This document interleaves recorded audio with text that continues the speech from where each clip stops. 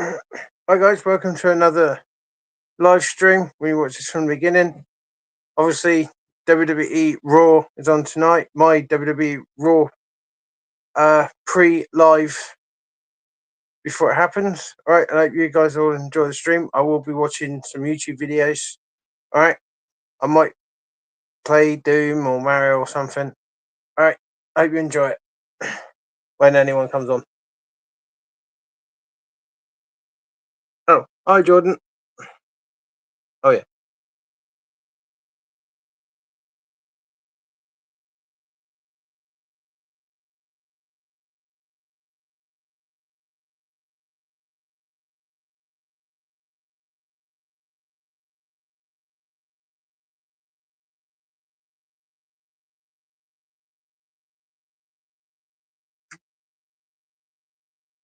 Oh.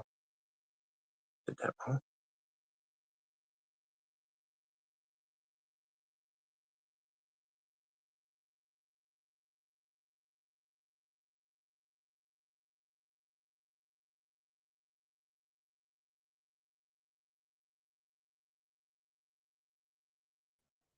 Hello.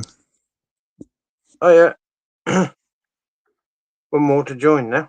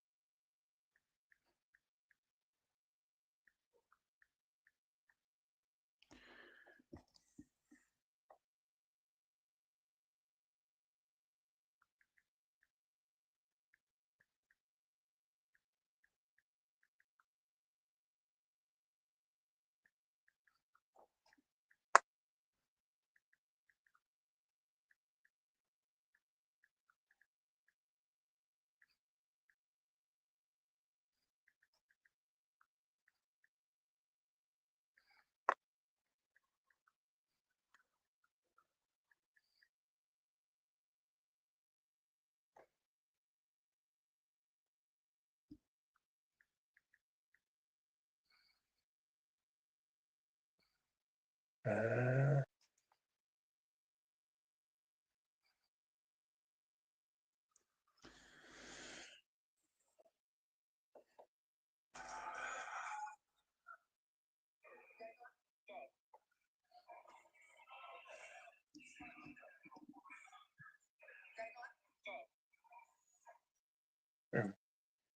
okay.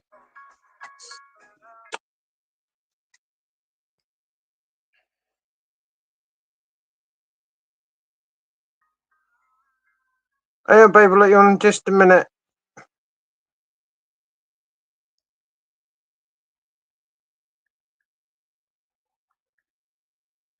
No, bugger.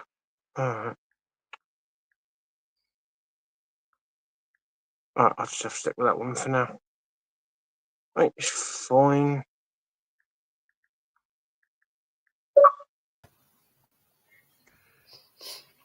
Hello. Oh, I did send you a picture on WhatsApp for the one to use, babe, but that's fine. Oh, okay. Everyone's bloody quiet. I was just testing this one out, see if it suited all Yeah. right. Mm-hmm. It's just a bit big. That's all. Try the one I sent you, see if it works. Because the idea is everyone can see the whole. I suppose people.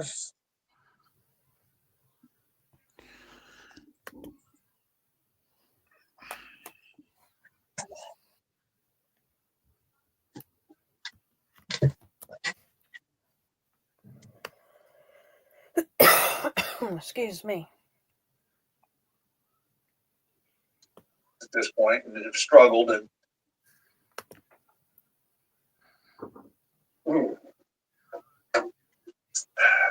So about Jordan, What do you think of that video?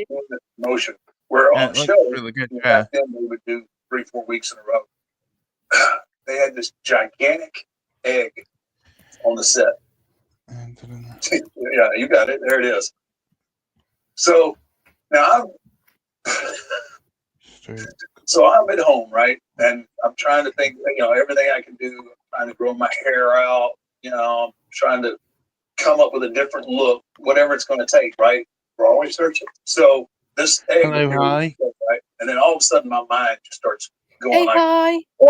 oh man, they're going to bring me in. Now this is how outlandish the gimmicks were then too. Like I'm going to be Eggman. I had convinced myself to the point where like my stomach hurt, but I'm going to be Eggman. We've been all right. Are you a werewolf? No, I'm just chill. And usually, but I'm at a different point now. Yeah, I'm at a different point than I was. I've already, had a door slammed in my face at this point. Struggled and to be told that I'm, always going to face any work. So I'm going through all these scenarios. I'm growing my hair out. Right, I got the bogus ponytail that sticks out straight. And I'm like, oh, fine. Hello, Ronnie. Hey, Ronnie. They're gonna make me shave my eyebrows. They're gonna make me shave everything. I'm gonna be Eggman. That's gonna be my gimmick, right? Oh, definitely. I myself believing that I'm gonna come out of this egg, right? We're all fine. That's what's gonna be. I'm gonna be Mr. Clean or whatever, right? I'm just like, please don't call me. But I just know it's me, right? So one day, phone rings. Go pick it up. Right? Hey, Snaps, go pick that phone up. Hello. Yeah, is this the Undertaker? Yeah. Now this is going through my mind, right? Now Vince, he's already, and I'm not even sure that it's Vince, but I think it is, but I'm not sure. I'm thinking somebody might be ribbing, right? No caller ID. Yeah, no caller IDs, right? Is this the Undertaker? So I'm thinking in my head, like, quick, right? I'm like, Undertaker. That sure as hell ain't Eggman. Yeah, this is the Undertaker. All right, this is Vince. Can you be up here tomorrow? Yes, sir. I'll be up there tomorrow. And that was, I had no clue what Undertaker, what that was, what it meant, but it sounded a whole lot cooler than Eggman. So you hang up. So what are you thinking?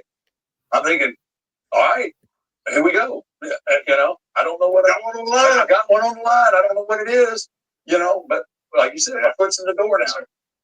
And then, I got up and these are some of the, I was like, I was mesmerized right away by it. So what were you thinking? Because, man, you come from old school and you come from WCW and it was that working territory. You were wearing the trunks, athletic dude, and now this is a total gimmick. This is a character. Yeah. You're an athlete. Yeah. But right away you're entranced by it.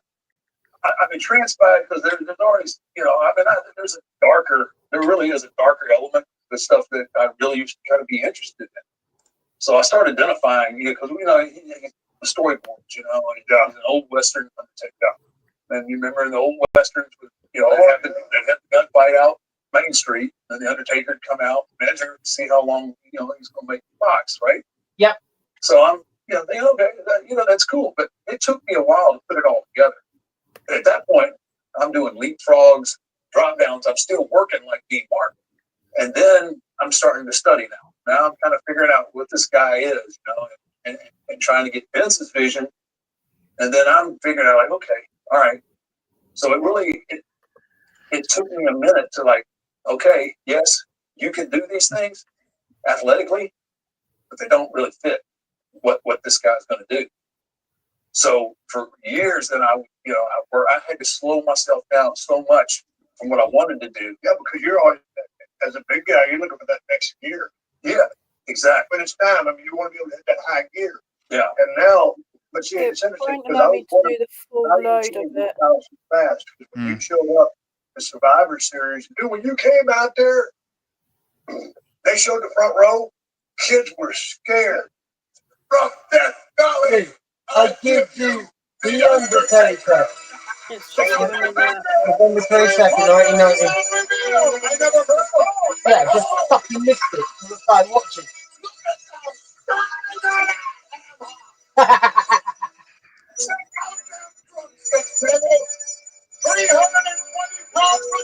about Yeah, that, babe? that's better, babe.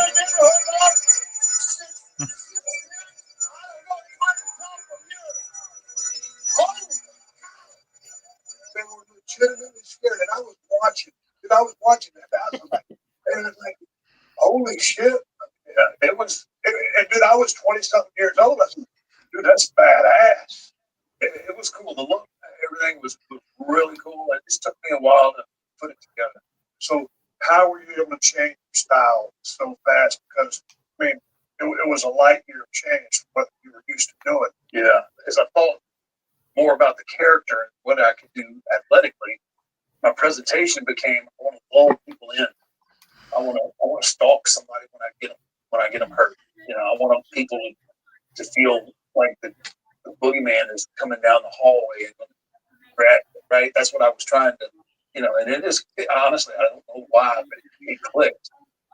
That right there, Michael Myers and Jason Voorhees, Friday the 13th. I started thinking about how those guys were. Like those guys never moved fast at all, but they always seemed to be at the right place when it was time to cut somebody's throat. And it was vicious. And it was vicious. So I would move slow, and I had to make myself, because believe me, there was that time where I wanted to hit the ropes and take off and throw that flying clothesline. But I realized that it's not going to work if the work doesn't match the character, and the character lends itself to being the boogeyman, or the boogeyman just shows up. So I would lull people into a false sense, and then all of a sudden, bang, quick, I'd hit something fast, boom, and then right back, throttle it back down. Right. It took a while to where I didn't have to think about it. I eventually got to where, it was second nature. But I had to fight it at first because I just wanted to go, because I was like, dude, you can jump over this rope and land on your feet if you want to do that, and it would have been fine. That whole thing would have fizzled out in 3 years. I agree. So I had to, fortunately, I don't profess to be, any kind of guru or anything. I was just blessed to realize the fact that I needed to pull back and move forward. And you realized at that point, because you said it in the past cities, less is more. I'll say that till the end of time. To this day, I think that's an element to where these guys are at today. We talked about it. The guys are so athletically gifted now. I don't know that they can go any higher than what they go. But after that, there's the audience. You identified so well. I mean, you're working in hero. You got to do what everybody, I think, in the world wants to do to their boss. But it was back. You got to leave. If they saw you in the street, probably if you had a couple beers in your hand, and flipping somebody off, what's wrong with Steve today? Taking a day off. In the same way I lived in my gimmick. I lived years and years. It was easier before there were cell phones. Everywhere I went in street clothes, even though I wasn't in my black leather coat, I was in black. I lived it because I knew I couldn't be different than what they saw on TV. I never stopped working. I never.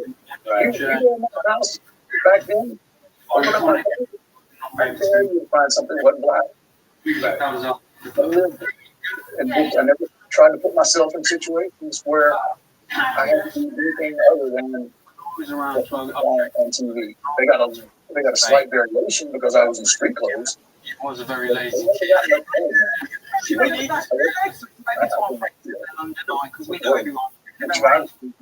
All the guys, we're just trying to have a good match. Right. It's a tight match. Ain't that bad. And then, like Coco Beware, he's going. Get through. The American best rules on the top rope. Spiking Coco is one thing. Throwing the dream over the top rope. How that feel? I think he's one of the goats. So obviously one of the goats now. And two, I'm not 2 or 3 years down the line. I'm a few months into the I feel to this day.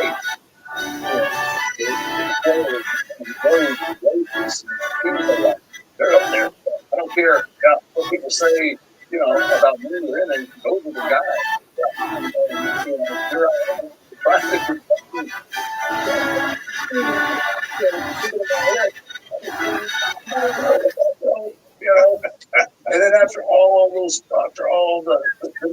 to be what I got, and I'm not going to be able to draw, and I'm not going to do this, and here you are, this big pay-per-view, and you know, you know when you have your audience, right? And I knew you were building. I felt it was quiet in a good way. Not because you're thinking to join out. No, but there's that different kind of silence. Like, holy, what is going on? Exactly, and I felt it. I've been around long enough to know that. Yeah, there was something special. By the time you got your green light and this great gift, you would personify it and make it live. And I don't think, and I'm talking to some of the best, and no one that can this off other than you, but you're doing it. Yeah, I mean, one of the guys singing, because the other guys in the ring, they got to be a little bit madder than a hornet. I mean, because, you're so competitive. Now they're having a match, done them with the green light and the invisible force field, and you ain't selling nobody's stuff. Yeah, they wouldn't go overseas. Those guys, those guys are all veteran guys. They don't have runs. He does, but it's just the nature of the beast. Right. That's how the beast. Your time can't run. My time. But they weren't happy about it. No, but how did that make you feel? Because I've been looking at a little bit, and one TV taping, I worked with the Freebird, Ron Garvin and Michael Hayes, and I used to go back to the original Freebird and Sport Point, right? Like you did. Those guys, watch Michael Hayes making the difference with that road he had on, and that second turn up there started generating the hits. And there's that High Street or whatever, Freebird or whatever, going fighting the ball there. Those guys were guys, and I took two of them at a TV tape, and I'm like, man, I ain't working. And when I beat Bobby Eaton for the TV title, I ain't worried. I can't lace these guys' boots. Here you go, and all of a sudden, you finally got the green light you're looking for. You got to go with it. But on the other hand, I think those guys, like, they come to the same time, kind of like, man, he's told, man, it don't feel right. Yeah, it doesn't feel right. Because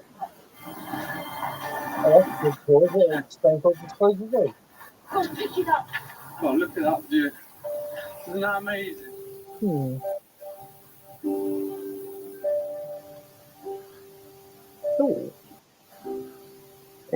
After doing some live sessions with Jacob, we decided to test him again because it's important Jacob learns that effort and struggle are a part of getting stronger and not something to avoid. And that time I go 3, 2, 1. Here we go. This is halfway, Jacob. Halfway. Come on. Throw it down. Oh, now it. Come on. Oh, bloody hell. 43 seconds. Right. The determination he showed there, guys. I think he deserves it. So, in the comments, let us know what activity do you want to see Jacob doing. Whoopsie. Make sure it's a good one. That wasn't meant to happen. How the fuck now is anyone meant to see that? You're a tit. Hang on. We took him to a local a place that means a lot to us. We love animals, and they're the reason we both decided to go vegan. When will you behave? Thank you. Not just to people, but to animals too. We all had a great time here, and if you're ever in the area, I'll go good here. I don't know go good here. In London. You two will high points. So behind you, if you count there was might as well just stand back there. flipping the tire into the diet So Down there. Jacob actually thought it was just 6 weeks. Mate. Go back to the go back to the computer. So why be so good? If you do that one like that, do that like that. If you did like that, and then we'll put it there. Why not? You've worked so hard. Too warm. I don't think that's the reason, Jacob. What else would you rather be doing? Doing what? sitting down. You want to go home? We put all our time into this. We trained all the kids, coached all the parents, helped them out with the diets, been on the phone. It's been full on, hasn't it? Crazy, yeah. And I think just because how massive the whole thing, we just wanted to push the message even further and just kept running with it, going further and further. We had no balance, so we've been working 18-hour days, 7 days a week. Obviously, we fund the whole thing ourselves, so we've had to, any money we have got, we've had to spend carefully to try and continue being able to put all efforts into this and not get sidetracked. But the message is getting heard, and we often get messages from families saying they've seen our videos, how positive Push that one impact, like that. Yeah. how they're And implementing video like that. do within their families. What is You want me up? everything into this.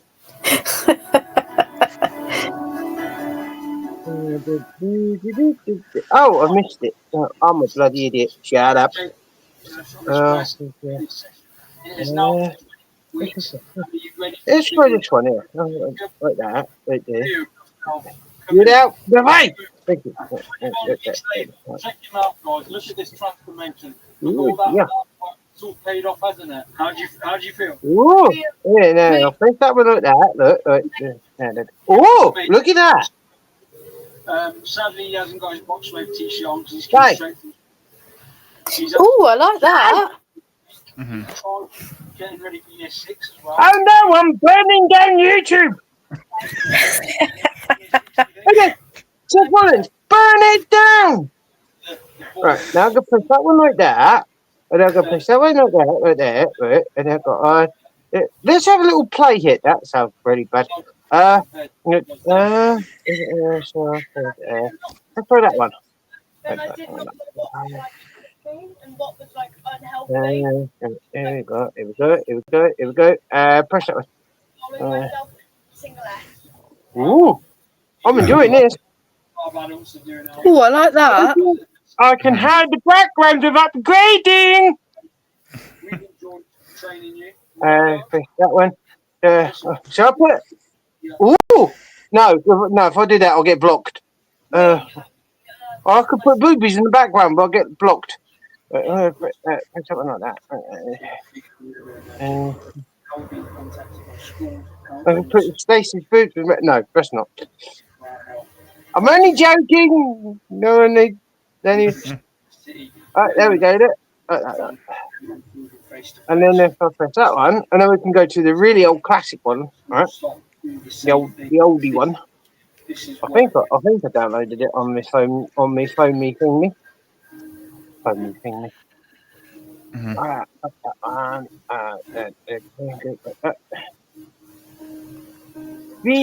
Stop buffering. Thank you. And we can choose that one. Continue the work we're doing. We'll link it in the Excuse-moi. No. Yes. Or we can go slightly alternate logo. Have a look at this one. Now, I know I do prefer the stencil, which I do. Let's have a look at this one. Raw as war. Yeah, that looks good. Yeah, but then it's mixed into the background. In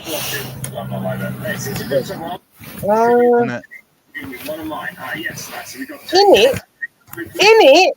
What's it? In it? Okay, so we're gonna item. In it? No. It's not in it, it's out of it. I like the fire. Yeah, I know. Yeah, I'll stick with that one, even though that's not the one I'm going to use when it's uploaded. Yeah, I'll stick with that one. There we go.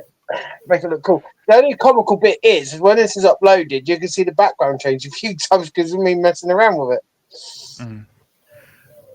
And apparently, Junior, remember at JoJo, right? She was at AEW All In, apparently. Oh, who's that? You know the one which done what the SummerSlam in-ring announcements when Seth Rollins was coming down, including Chris Jericho. All right. Apparently, she was at All In this week, doing something. Yeah, remember I don't like AEW, Jordan. I know. So as I've said in the past, if WCW and ECW are still going, I would be watching them. Mm-hmm. But I'm loyal to WWE. Always will be. I might occasionally slip over to TNA, but other than that, I'll stick mainly with WWE. The only reason I say TNA is a slight exception was because I did start watching TNA after WCW. Hmm. I looked on it as like a reinvention of WCW under the TNA name, and also because I wanted to stick with following Sting, as I am a fan of Sting. The giant So, tumor was blocking blood flow to its heart. As they worked, the heart and yes, I cried when he retired.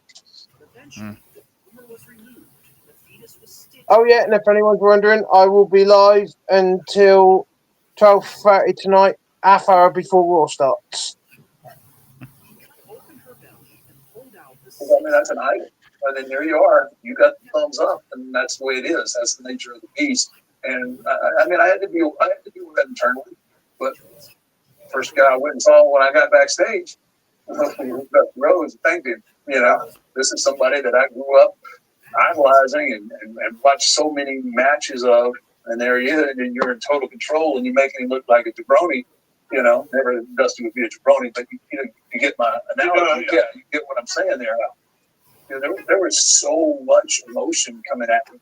You know, there's all the stuff that I'm getting. I'm getting the. Hello, Charlotte. I'm never going to pay money. Hey, Hello, Charlotte. Charlotte. You don't have anything for it. Eggman. Yeah, it all comes full circle, and you know your time is coming. You know, Live I still till had 12. no idea where it was going to go. Live till 12:30 tonight, Charlotte. Oh, we're all fine. How is everyone? We've been all We're right. all fine. But I knew I was further along at that moment than I had been.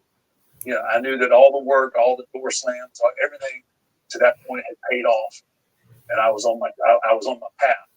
Like I said, I didn't know where the path was going, but I knew I was in a better place than I was a month ago. So Vince comes up with this gimmick. He drops it on in a phone call. You go up, put in the work. And so originally, it's really a collaboration between you two guys.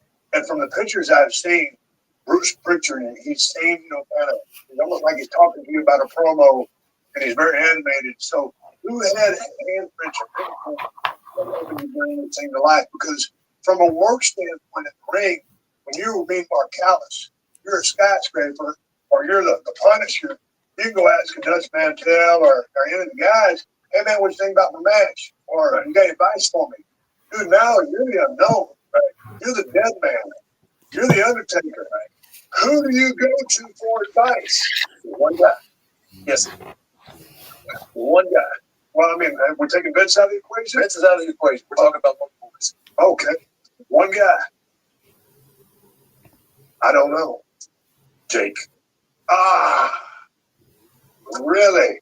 Not so much in my delivery or what I said, but he had such insight into characters. Jake the Snake Roberts, man. Brilliant mind.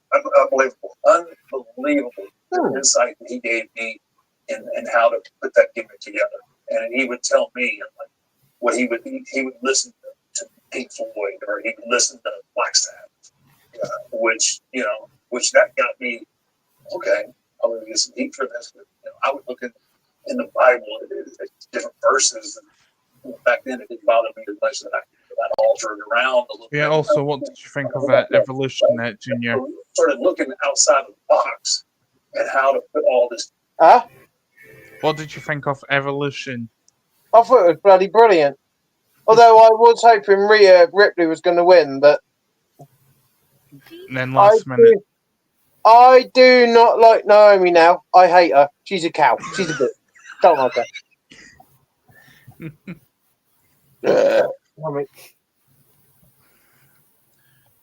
See, even though what I was going to say that Nikki Bella should have won the Battle Royal, and that would have been nice, but it is what it is. I can't remember who won that. Judgment Day retained. Tiffany retained. Oh, actually, speaking of Tiffany, didn't you say that you're a Trish fan? Oh no, I thought Trish would win. No, Tiffany won. I don't mind. I'm a Tiffany Stratton fan. Mm-hmm. Oh, every time's Tiffy time. Sad bastard. Can't believe I just said that. Together and become YouTube, when this gets uploaded, edit that out for me, yeah? He says, once the music You know starts, you'll need to edit out. You know person. you'll need to edit that out yourself, right? No, YouTube can do it for me. I stayed with the person for probably 5-6 years. I very hardly much at all.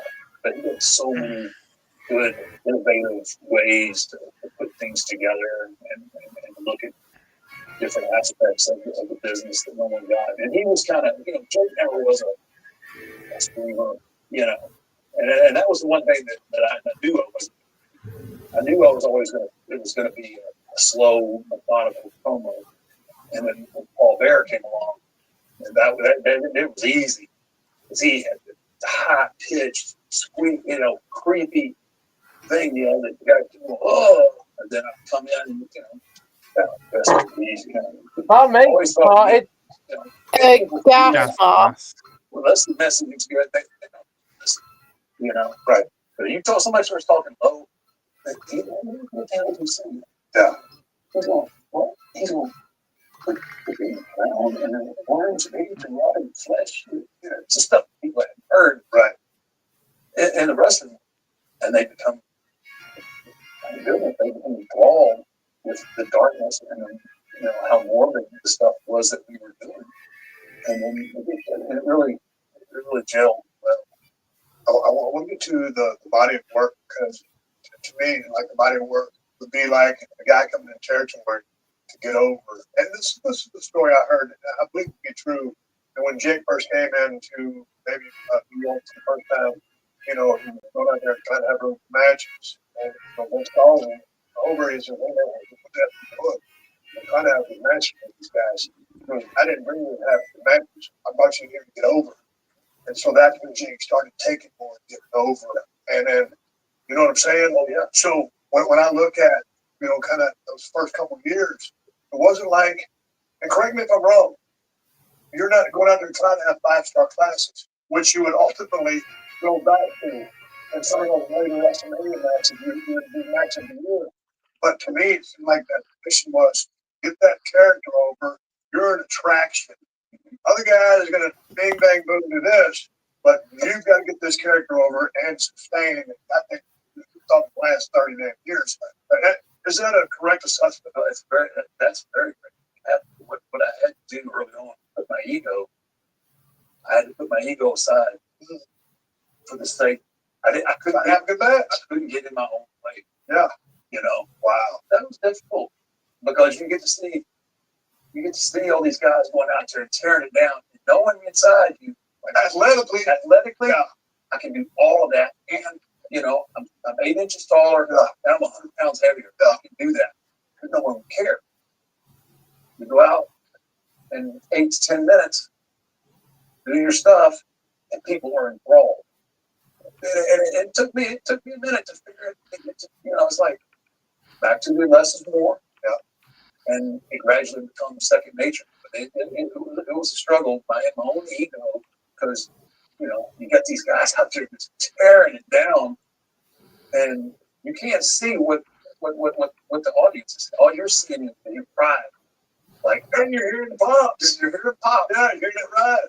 You're hearing all that, but you don't realize you're getting different pops. Your reactions are going to be different than what Bret Hart's are. Now, his is going to be, he's out there doing a 5-star match, and you're getting them because you roll your eyes back and nobody's seen no shit like that, right? And you're a machine because nobody can drop you, and you just keep coming. I wish I could say I had presence in mind. I guess maybe I did, but I consciously kind of it just happened, and I didn't. There's not any kind of. It was a lot of study and putting things together in a way of what am I going to do to separate myself and make myself different from what everybody else does, and not get in my own way while I do it. Right? You know, you have to believe in what you're doing. It didn't take long, and then I was like, okay, they get it. They get what I'm doing.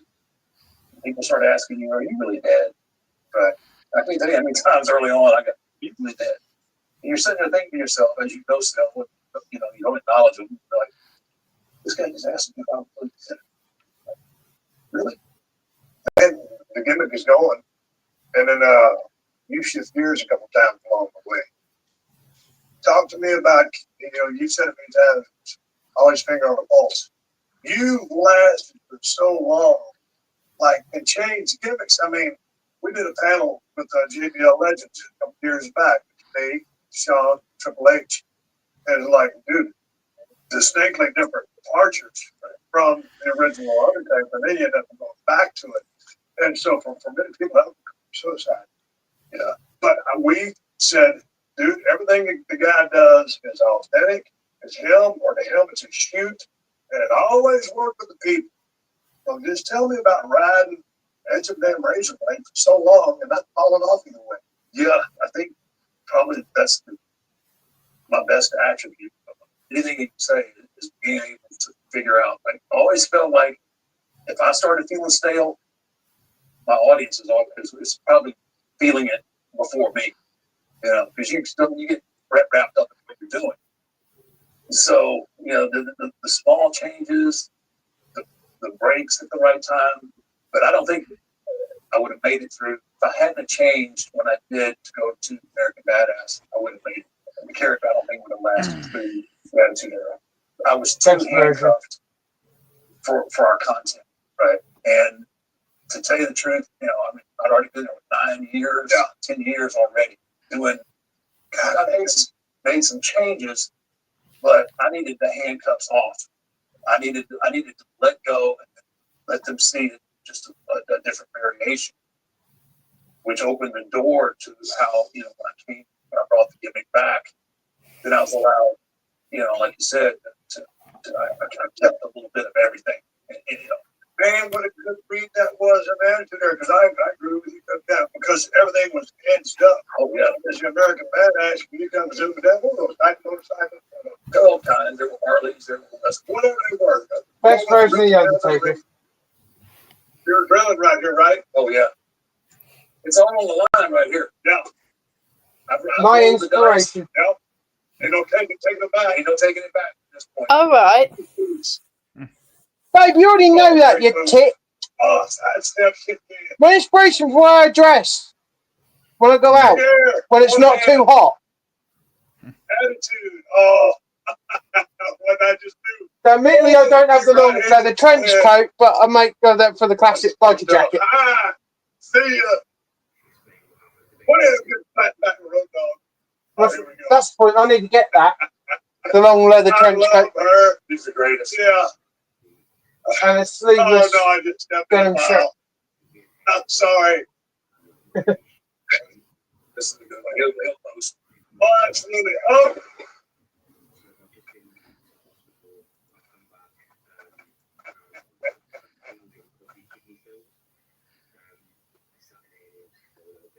Oh, beautiful spice. How was that? That was nerve-wracking. Like you said, when I hit so many variables there. One, the bike. Now, I'd been off close to almost a year at that point. What surgery? Well, I left originally. I had a groin, big-time groin injury. About 3 weeks before I come back, I tore my pec. Out. So it ended up being close to 8 or 9 months I was off TV. Yeah, dude. And when you go, I mean, that's the first side. Oh, yeah. So here's the ride back. So now, not only am I coming back, I'm coming back as a completely different dude. Yeah. So that was a pay-per-view on a bike and a completely different gimmick. Pretty much. Yes. The code was the same, but I mean, the guy was completely different. You're running through all those, everything that can go wrong. If this doesn't work, you shit the bed right there. You know, fortunately, it was the right move at the right time. You get to the business, and then you're traveling around, You end up in USWA, you go to WCW. Okay, I start off, I'm in Dallas, I go to USWA, and all of a sudden, man, I get to WCW, the ante kind of gets a little higher, and I'm seeing a lot of things I've never seen before. And that's guys on the road doing a lot of things. Then all of a sudden, it was like a whole different ballgame. Once I got to WWE, I kind of, everything's so rampant.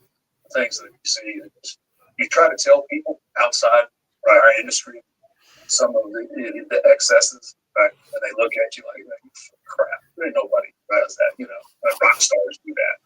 Well, I've been in a situation where I put some rock stars to bed, That's one of the famous stories, though. Can I mention a band? You can. Man, there was a story that I had heard, man. We were somewhere, it might have been overseas, but Cypress Hill was at that hotel. And man, Cypress Hill was known as they would party down. And I wasn't there, but I did heard if you walked in with a bottle. Tell a story. Well, I need this to be. That's good stuff. That is spot, man. So, back then, I think, it's pretty commonly known that I burnt the midnight oil. Work was always first, but there was always that camaraderie with the guys I really enjoyed. And, it had a lot to do with drinking whiskey and, hanging out, telling stories like we all do. Anytime we get together, we all sit down and start telling stories. So this is in the back side, probably the 17-day tour. And I'm like, all right, guys, look, I've been going hard every night. I said, I'm going to stay in. I'm going to take a break. We still got 3 or 4 days left. I had some face yourself. Yeah, I had to face myself. One day out of 17, I was going to take off, right? But we did. We had Amsterdam and Berlin and all these places coming up. I want to be fresh and ready to go, right? So we get back, go to my room. I said, you know what? I'm just going to go in the bar and say hello to everybody. And then I'm going to go to my room. I'm going to go to bed. So I'm strolling in the bar, still got my bags, all that. Take, screaming, come here, hey, come over here. It was our guys, but then there were some of the guys from Cypress Hill. They were on tour over there, I was like, hey guys, what's going on? Being polite, asking tour questions and all that. I was like, all right, man, well, hey, it's nice to meet you guys. I'll catch y'all down the road, and start turning around and you hear that. Oh man, I heard you could party. I could go. And it was like, it's like, I turned around. I tried. Yeah, I've been going pretty good. And then somebody else mouthed off. I don't know. I was like, okay, I'm staying. See, because I'm looking at your eyes right now when you say, okay, I'm staying. That's more than a statement as you're hanging around. Yeah. I'm going to put you down. Yeah, somebody just started off just a little. If you don't know me, I got a little. Yeah, it was a moment. That's how everybody was. But sometimes I get, I just probably should have said that. So here we go, and drank all the whiskey. So we closed the bar down. There's still people standing upright, right? So I don't know how I ended up. It was me and X-Pac.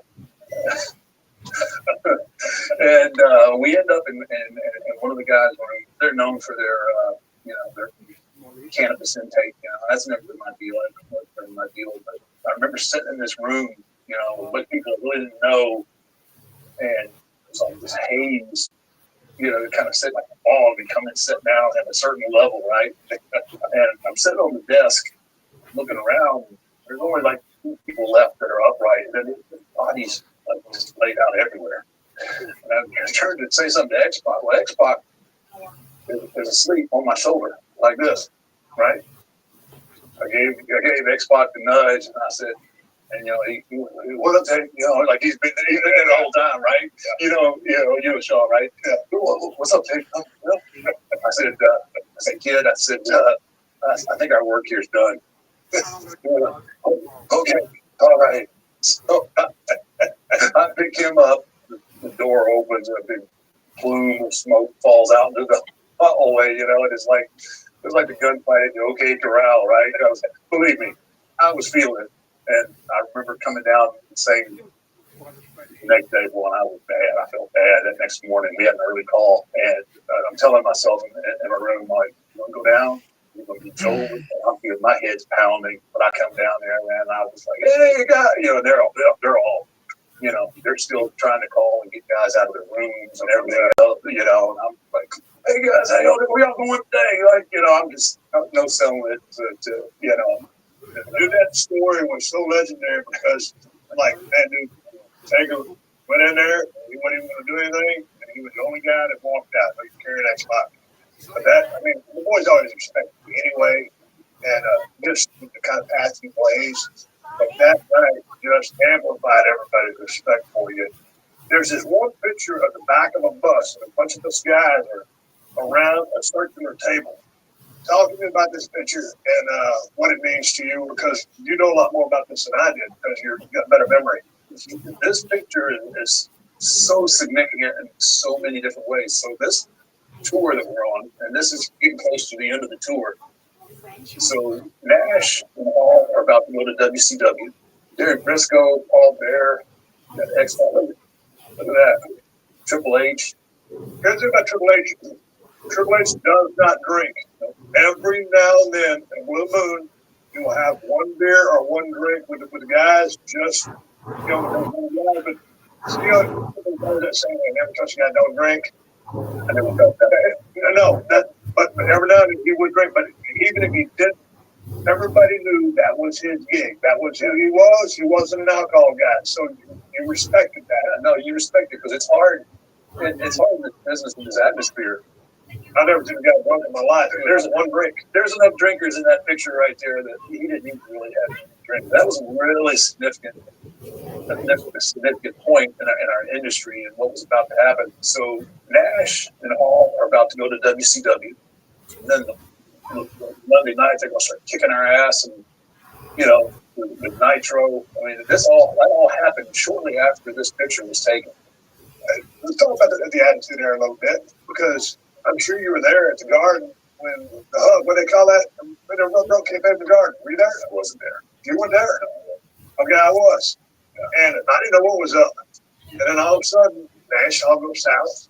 Yeah. And then Shawn would go south. And then Triple H and Shawn stayed. Yeah. And put the heat to Shawn, right, as his world champion. Right. And at the time he had Chip. Mm-hmm. And so Triple H got the punishment. And I ended up winning King of the Ring. He was supposed to be King of the Ring. And that set me up for everything. But anyway, so you've been here through all of it. And all of a sudden, when they decided to go head to head with us, that's Nitro versus Raw, what was your head at on all that? Well, we're in a war. We're getting our ass handed to us for 2 years straight. And I'm thinking, man, what in the hell is going on? Now, they times had a pretty hot show. But sometimes I'm watching and we see all whatever, right? But our show's way better than that. We got our ass handed to us. Back to you. Where were you heading on this? Well, initially, when they started drumming us, we were still doing some playing initially. Yes. We were still gearing our content for a younger demographic, where they were hitting that 18 to 36, 18 to 35 to the part, right? So it was a little frustrating to me because I knew what they were doing is where we needed, you know. And I knew once the switch flipped, I knew what would happen, and it did. I knew that Vince is too smart. It just took, you know, I mean, it all worked out for the right reasons, but it was frustrating because this is where I knew this is the same reason that we wanted to be at WCW way back when. But we wanted to be more reality based. We want to be, you know, we want to be out there kicking ass and taking names and not having to do all these different things. So it was really frustrating. But I always looked at it. You know, people say, "Why didn't you leave?" You know. I never forgot what I was told. I don't even care who. I didn't even know really at that point who was in charge down there. Right. I'm Bischoff, I guess he was in charge. But I never forgot who gave me my opportunity. And that was Vince. And it's not, you know, probably not the most sound business decision, but that's just who I am. And if that ship went down, I was going to go down with him. But I knew eventually it would turn. Big picture was a hell of a decision. You know, it was the ultimate decision. Yeah. When the chips were down before the business came back up, I mean, and it hurt us pretty hard times. But like, how close were you with Mitch? Because I mean, you guys enjoyed it. Seemingly, I'm thinking you guys were always close because of the gimmick, and because you always stayed. You were the one constant. You turned into a locker room leader, whether you wanted to or not. You were just that guy. How close were you with that guy saying, "Hey man, would you do this?" Or where were you? We had a really good creative collaboration, and it, just through the years, our friendship grew. But he obviously trusted my judgment with a lot of the things with the character. It was originally his vision, but he gave me a lot of creative liberty with it, and he trusted me when I felt like I needed to turn into the American Badass. So he obviously must have felt it too. I mean, we butted heads and things have been rough, but at the end of the day, our passion is the same. We want to put out the best product possible. And like you said, I never thought of myself as a locker room leader. It just kind of happened in a sense, just because I was there for everything. And I tell people this sometimes, and I never mean for it to come off like I'm being an asshole, but times were so hard, so lean there, when business was so bad, I made more in one payoff than I did in the whole year. Yeah. Something else, this is another little thing that I put in the back of my head, because I know this is where I need to be. Yeah. And regardless if we butt heads or we don't agree, which is going to happen, it's a creative business. We're not going to always see eye to eye. You and I may not have the same vision on a finish, but we'll get there. But that's just the process, and it's the same. It's the same with him. But we know where we got to be. I always knew that that's regardless. He gave me my chance. Right. No telling where I would have been if he hadn't given me the chance, and I just never forgot that. And like I said, if that ship would have went down, I'd have been sharing that life up with him. I'll go back to the body of work real quick, because start off in that mode, then all of a sudden, after a couple of years, American Badass, and then Big Evil. It was kind of a hybrid American Badass Undertaker. I was doing the same stuff. I was just changing the look. Right. And then after American Badass, that's when I kind of hybrid everything together. Right. And then allowed myself, because I'd already been there, it allowed me to work a little differently, which I think I needed to, just because of our audience. Yeah, that's what I was going to get to, because you segued into the 5-star match, zone where you were ripping up with Shawn Michaels, at 25 or 26, match of the year, or what, 27, 28 with Triple H. Yeah, I always look at that as that was a 4-year kind of a program. The 2 with Shawn, and then the story continued with Triple H. Yep. So I always look at that as a 4-year program, and those matches were really tough. We had high standards to the match that, Shawn, and say what you want, man, that wasn't work. And I mean, sitting there, me and Triple H looking at each other like, we got, but we figured it out. Like, we can't do what Shawn and I did. We have to go a completely different route. So the brutality, the physicality was off the charts with Triple H and I. But the story continued. All 4 of those matches were story based. If you didn't get hooked into that match right there on the finish, you don't know. I don't put my own shit over, but that was really, really special, and I was really proud. Not only the match itself, but the story. The story was just to be able to go 4 years. What are your thoughts when you see that picture? Because, everybody talks about protecting the business. Yeah. And so you guys, it's kind of that brotherhood moment. Well, at this moment right now, Shawn's already retired. And you look in the eyes, that doesn't look like the guy to me. I remember vividly. I don't know that I'm coming back next year. Oh, really? Yeah. At that point, that right there is about as real as it gets. To me, that was like one of those feel-good moments, like, God, hey, man, excuse my language, we just blew the fucking roof off this place. And, everybody was digging it. And then that little send-off, that's almost like an encore. Yeah. And that wasn't called. That happened. Right. That's organic. Right? Really? Yeah. And it just felt, everything about that felt right. And the match, and the way it all finished turned out. It was really, really proud of that. Those two guys were two of your best opponents. What was the difference between coming down from a match, as you'll know what I'm talking about, dude, when you're this high and you go back there and you rocked it, how long for you did that satisfaction and high stay with you? Not long, because after the adrenaline wears off, then the pain comes back. There was that much. Yeah, it is bad. You were totally living in pain then. Yeah, all four of those. I enjoyed it for the minute. I don't know. I'd say maybe an hour. After that, you just kind of want to set, because there's such a build up to the match and everything that goes around WrestleMania. And you go out and then looking, you feel like you deliver, like on all the build up and the hype and everything else. And you just, this is kind of, we get it. It's pretty cool. And then you sit there, and I know for me, and I would sit there damn near an hour. And then it was when it's time to try to get up and change or something. Then it's kind of like, okay, here's the reality. Okay, Charlotte. You're battered, man. You're beat up. And now this is what the reality is for the next few weeks. And it's been that way from that point to today. I know what's coming. I know what's coming afterwards. Was it worth it? Yeah, it's worth it. And at this point, pretty much everybody from our generation, everybody's gone.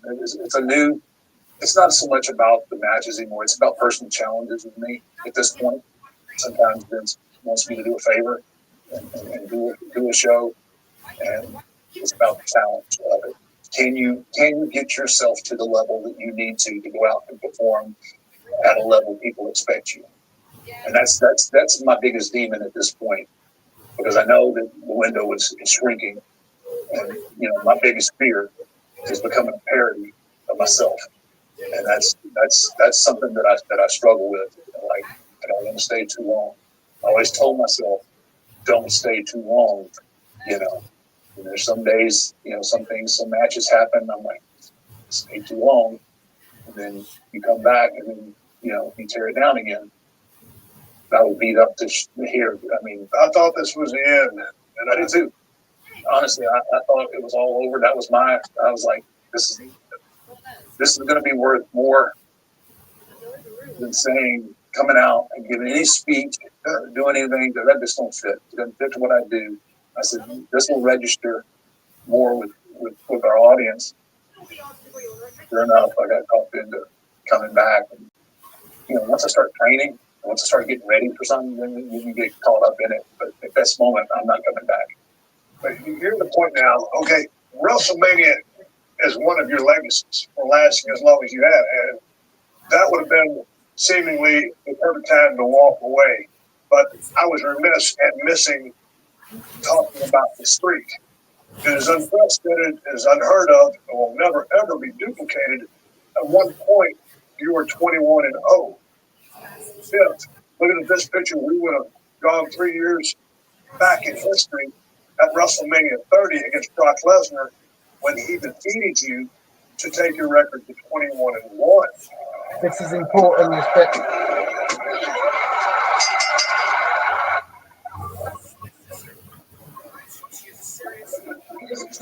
The winner of this match, Brock Lesnar. Let's see what happens.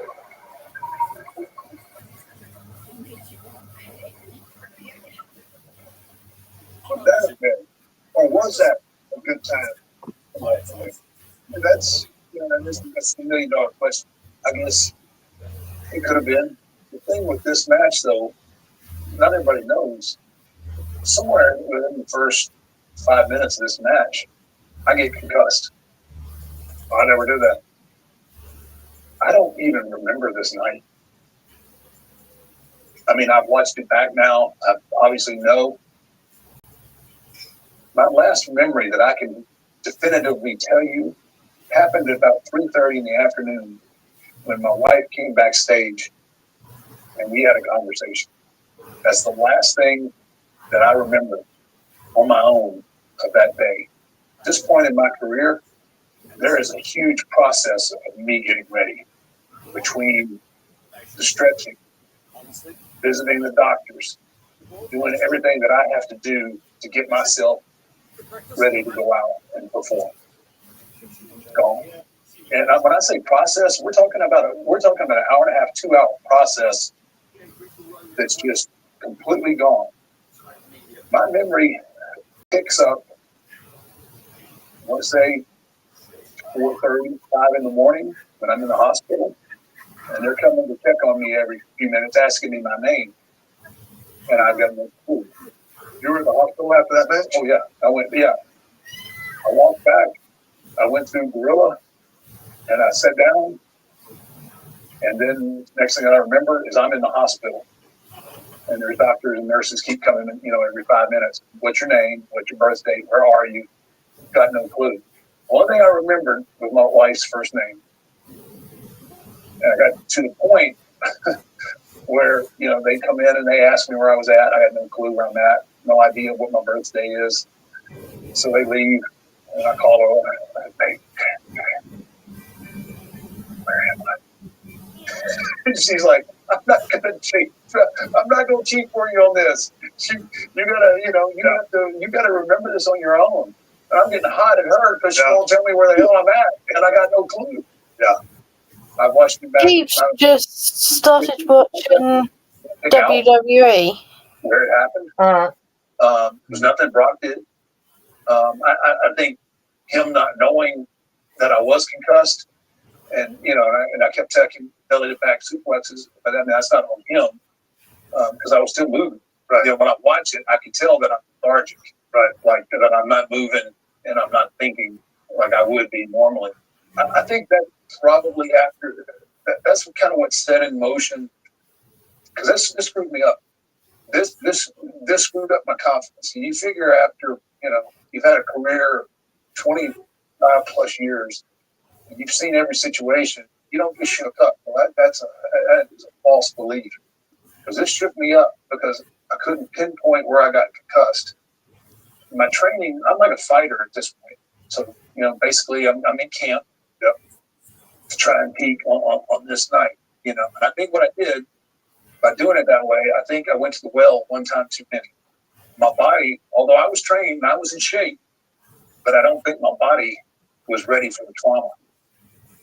So the simplest of bumps, a belly to back suplex, and that's the only thing that I can figure. It rung my bell, and Dr. Maroon, he equated it was like you're like a lamp, and somebody come and unplug you.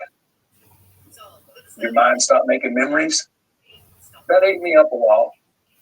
And it took me a while to figure out, then it became personal with me. Like, no, I'm not going to go out my last match and not be able to remember it. Man, seeing you like that, I worked with you 100 years ago at the SummerSlam in the Garden, Highway to Hell. Yeah. 2 minutes and 20 seconds into that match, I got knocked out. I kicked you on the backdrop, head come up into here when nobody's fault, and it happened. And I didn't remember a thing after that. And I always sitting right across the table from now. And I felt so bad that I couldn't give you the best I had. And I don't even remember the match. I finished it. Yeah. You were there. Yeah. Everybody saw me finish it. I don't remember a damn thing. But it haunts me to sit across from you today when you had, all those great matches with Shawn and Triple H and Nick. And dude, I don't know, for some reason, maybe we were so similar. I don't know what it was. But getting knocked out and not being able to deliver the goods with you when the all-time greats in the history of the business still haunts me to this day. Well, it shouldn't because, look, I mean, things happen. It's not ballet. Things happen in the ring. We know that. You got to remove yourself a little bit and look at that big picture of this thing. It was something that happened. It was something that happened. I don't blame Brock for me getting concussed. Right. But where are you right now? I mean, we're sitting here talking. So, regardless of anything, I'm going to write my own story. And I'm going to write my own end. We used to joke many years ago. I was all beat to shreds, and you were kind of beat up too. Man, which one of us is going to tap out first? Right? And it was me, and I had to pull my old plug. And it was a lot of neurological stuff. But I always say, if we'd taken better care of ourselves, I might have lasted longer. You last as long as you have. But had we known about nutrition and not running so hard, I don't know. Maybe I could have snuck another year or two out. I don't know. Yeah, I mean, speculation. It's all speculation. God dang, you had fun. You had fun. Your mark in the industry is that will never be taken away. You know, I look at things sometimes now because obviously I've got fewer matches in front of me than I do behind me. That's just the way it is.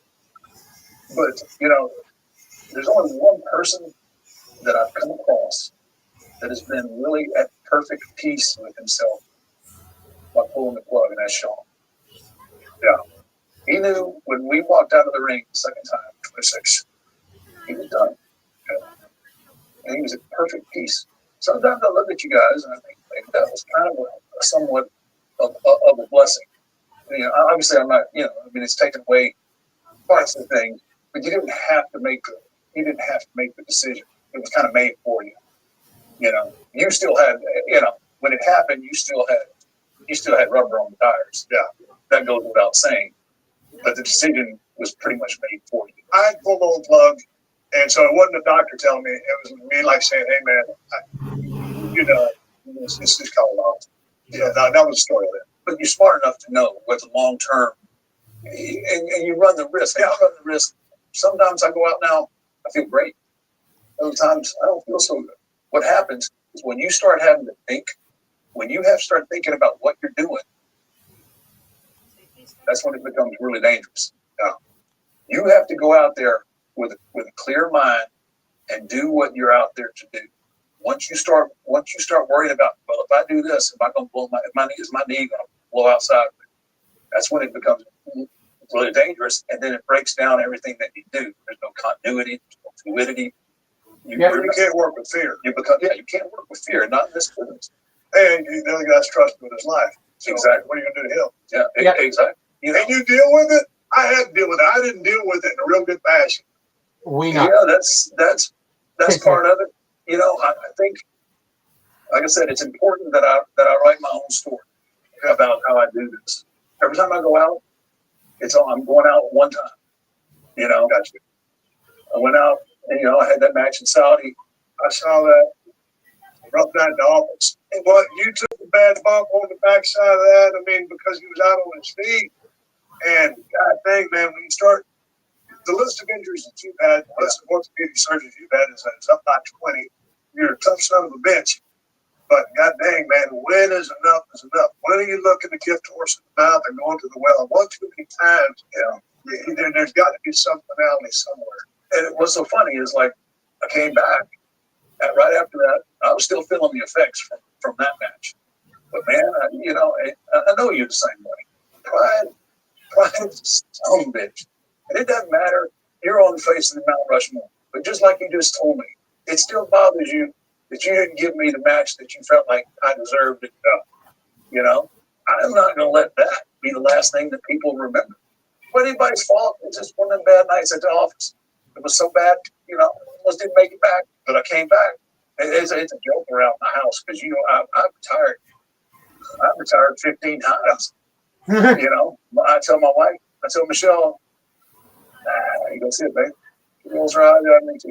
Yeah. Until November when you start training again. So I don't know. Like I said, I'm very cognizant of where I'm at physically. I just have to let that side kind of have its say. And I got to let my ego have its say. What gets me is when people tell me what I need to do. Nobody knows what I need but me, in the sense of when it's time to die. When I'm going to hang it up. If we got off camera here and you go, if you were to come to me and say, man, you might be about that time, Mark. I would take that into consideration because I have that respect, and you've earned that respect from me. But for somebody that hadn't walked in my boots to tell me, I had the same conversation with Sean and Triple H. I had these conversations with people. I was like, look, you guys would tell me, right? But that's a tough chip to put on somebody. How am I supposed to tell the Undertaker it's time to hang him up? Right? So right now, when you look back, and obviously you're going to go in the Hall of Fame, and you're one of the all-time greatest ever to lace up a pair of boots. What do you think about your contributions to the business? Or what do you think about what you did? The guy that no one was ever going to pay nothing to see wrestling.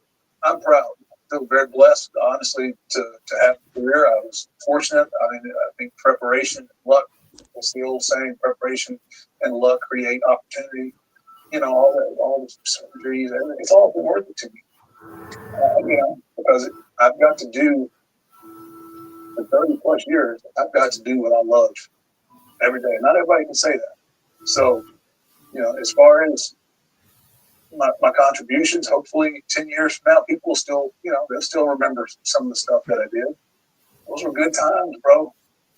And you ever watch the documentary when we were kings?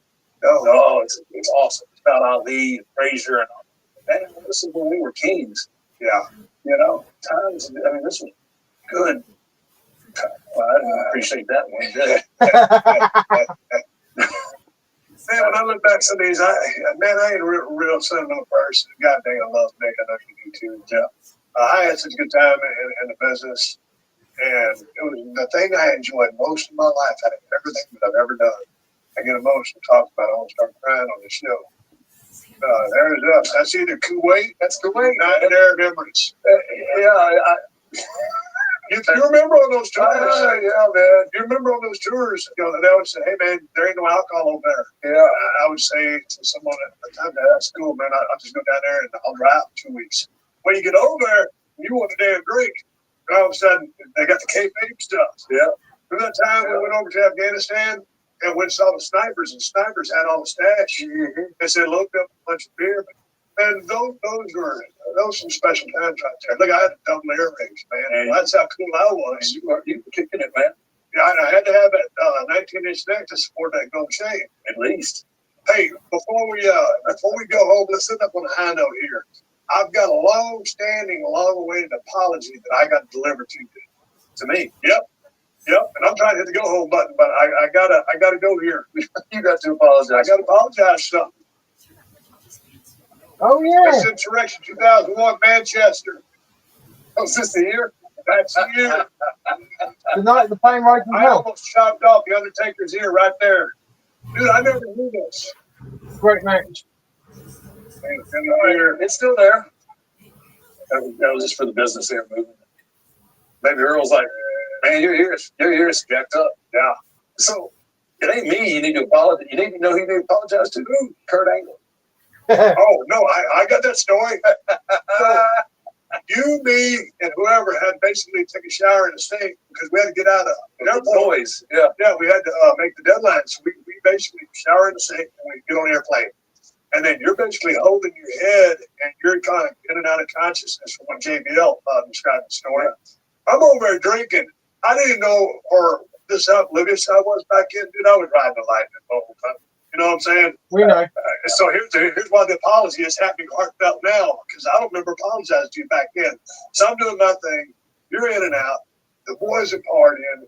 And then all of a sudden, it's Kurt and Vince getting into a wrestling match. Dude, we're 40,000 feet in the air, and this is called Plane Ride from Hell. Yep. And there's all kinds of shenanigans going on. Michael P.S. Hayes gets his ponytail cut off. And Vince and Kurt are fighting. You wake up and you see Kurt on top of Vince, and Vince is your guy because you're the boss, and he hired you, and you believed in you. You're like, "Hey, nobody can show that the boss." So you walk up behind him and put a sugar on him. I did. But you let the gold medals to sleep. So they were going at it. It was a charter plane. So they had all the big first class seats, and I was like in the section because I could get my legs completely straight out. So I was in the first row after that first class on this charter, and it was flight from hell. But anyway, so I was out, and they were right in front of me. They were at my feet. Like, so I come to, I look, and I hear all this, and I see Kurt on Vince, right? And it just went, "Oh, hell no," right? If I can steal your phrase for a second. So, man, I did. I was in tight, dude. And finally, Kurt was like, he could barely get it out. I was like, and And then somebody by that time, no, they're just playing. And I was like, oh, shit. I let go, stepped back down in my seat, went back out. I'm sorry about almost tearing your ear off. Hey, if that's the worst thing that happened to me in my career, I'll be all right, man. After all these years, God dang, I know I hit you with a bunch of potatoes, but that's the way we worked back then. And you were always with those big swinging going punches, were just gentle as a lamb out there. And I was just throwing a bunch of potatoes. Apologize to them, too. That's all right. I didn't mind what to cash some checks. It's all about the cheekbones. See, that gives you the out right there. It's awesome to hang out with you. And it's awesome to see you smile because you're a guy with a great sense of humor. But when you go into character, it's like almost nothing can ever break you. Yeah. And there's been times when I've gone out there and tried to break you. And one time we was over in Kuwait, and we was on the side of the ring, and Briscoe was out there. And when you flipped your hair back, for some reason I had the giggles, and I just burst out laughing.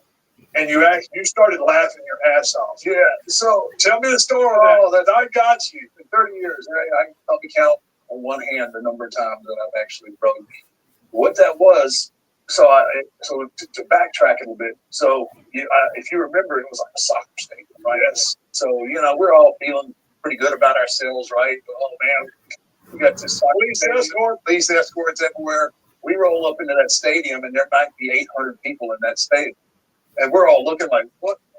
So, we're rocking it all over the world, right? Oh, and yeah. we go to the stadium, and there's like 800 people. It's a 40,000 seat stadium, and there's 800 people there, right? Before I get to what you did to me, do you remember the headlock chain? You tell the story.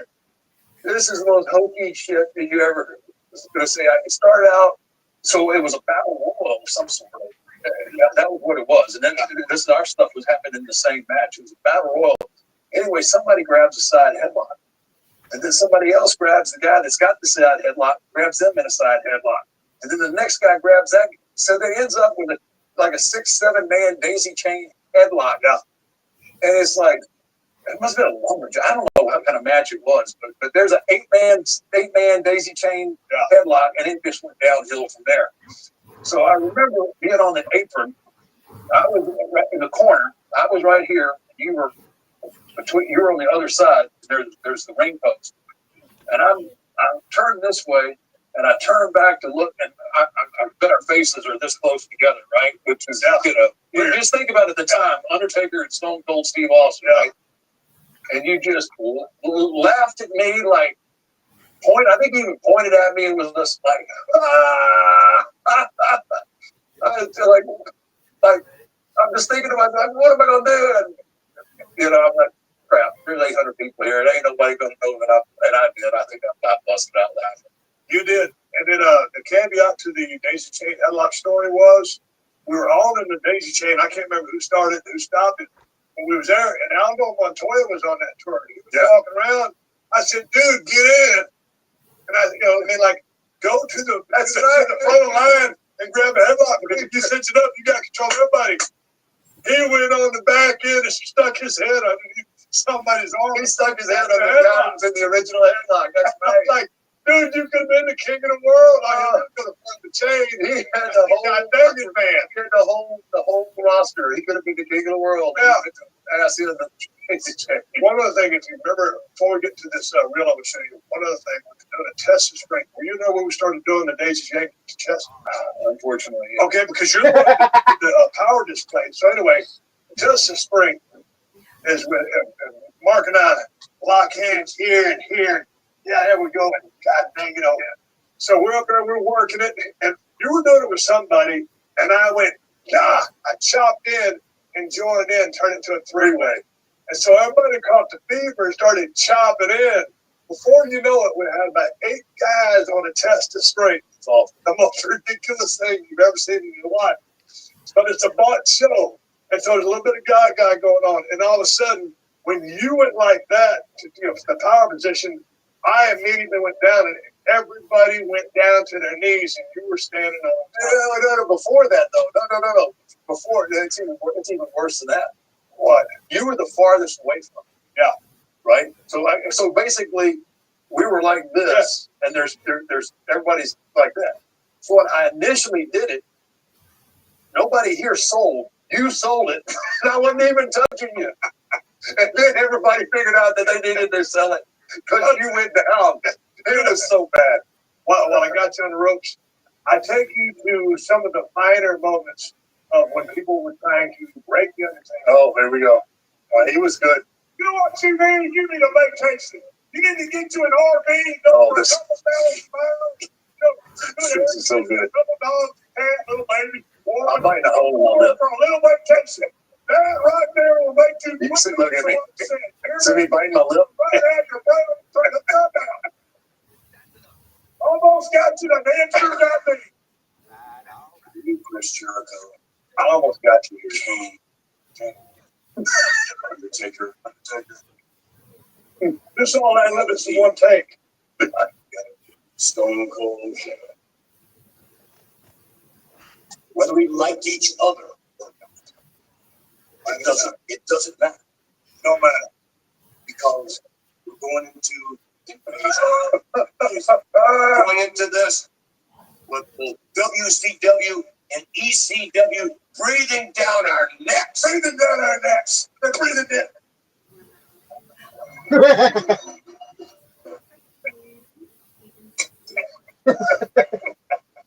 Oh, this is the biggest swerve ever. I think this time.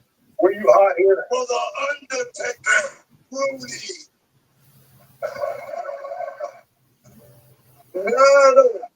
I wasn't hot, but I was like, how am I going to get out of this? That's what I'm thinking. That's all I'm thinking right now is how I'm going to get out of this. When I get back there, I might not see you, but I'm looking for you. There's a chance that I'm going to get out of here. So you know that sitting down.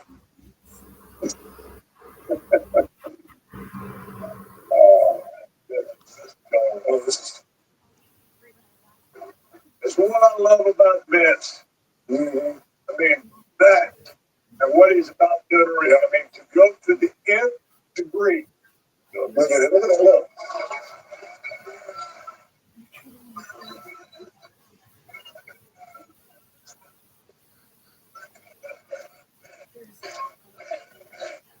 What a show. Too much.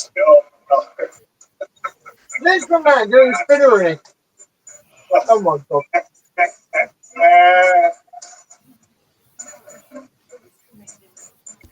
That was crap.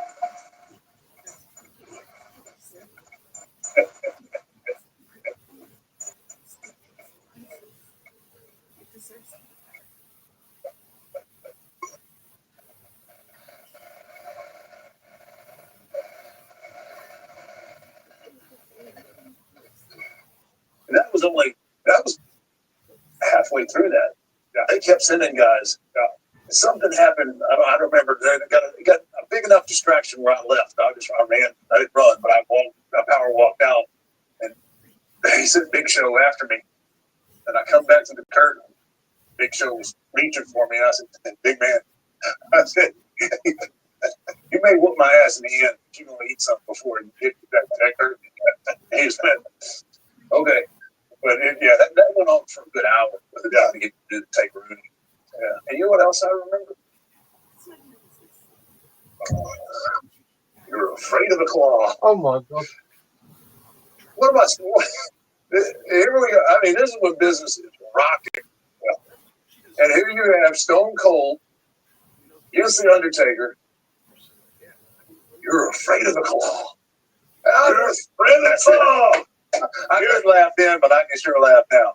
Oh, well, hey, you remember the times, and I was going to do it, but I talked so much to fans, I didn't do it. There was a couple times I tried to get you, and I would get a Sharpie, and I was going to do it for this session we had, and I would do that straight with you. I'd go, look into my eyes, and I would have an eye with the eyebrows painted on my palm, the big-ass palm, and you'd look, and you'd be like, man, it's been a good time going back down memory road. But this is the first Broken Skull session I hope are many to come. And I could have started off with anybody bigger or better than you. Hopefully we can do it again because really when you look at the totality of everything that you've done, we haven't even scratched the surface yet. but it's been good to sit across the table from him for so many years because I've known you for so long. But like I said, we just never got a chance to get to know each other because we just ran in different circles. We were grinding, man. But we were grinding, but we both come from Texas and we both have so many things that we. Tell me that. How did two rednecks from Texas end up in the studio? That's got me a little baffled. I'm glad you said that because that was one of the things that I was thinking of when I was trying to come up with a God dang, man, we talk with a living legend that's done as much as you in such a short amount of time. I don't know. If you told me this was going to happen way back in the day, that you and I would be sitting here and talking about what we did today, about what you did, I was going to say, you're full of shit. But here we are. It goes back to the music band. You have to it straight like I do. Like Waylon Jennings, an old song, Living Legends. Living Legends are dying free. Always feels it's left. Tell you the truth, I ain't been feeling real good myself. Yeah. So I'm glad that you look as good as you look. I know you're constantly in pain. I hope everything was worth it. I know that it was. I've enjoyed knowing you. I've enjoyed watching you. And I've enjoyed talking to you. One shot for the road. Absolutely, man. I don't do this often. You know that. Yes, I do. I appreciate you having me on and be much success. Did you reference George Strait? We don't appreciate Troubadour. I do. Where you coming from? There you go. Broken Skull Sessions with The Undertaker and Mark Calloway. Cheers.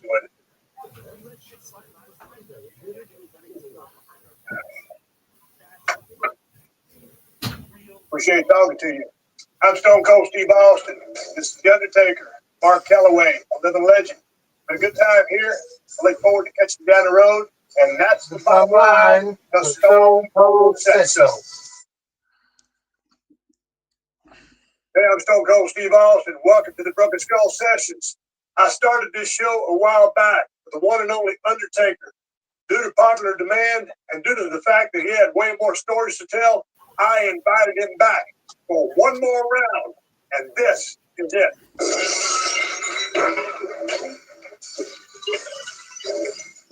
How you doing, brother? I'm good, man. How you feeling? I'm feeling good. Feeling really good. What have you been up to? Nothing. And it's been great. Yeah, I haven't been doing much anything.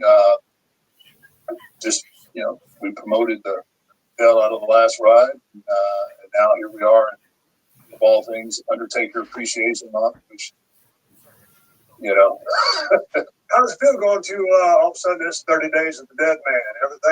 Everything, you started off over here, and it seemed like almost like a launching point because, man, you've been all over the place. And after 30 years of kind of kayfabe or keeping it on the DL, now you're everywhere. How has that been for you? Yeah, that's a good question. It's gotten easier to talk about things, but there's still those moments where I second guess myself just because I did it for so long and it's what felt natural. Sometimes I sit back and wonder, did you do the right thing? Most people are so positive and so into hearing all the stories that I've held and not talked. And there's those other ones that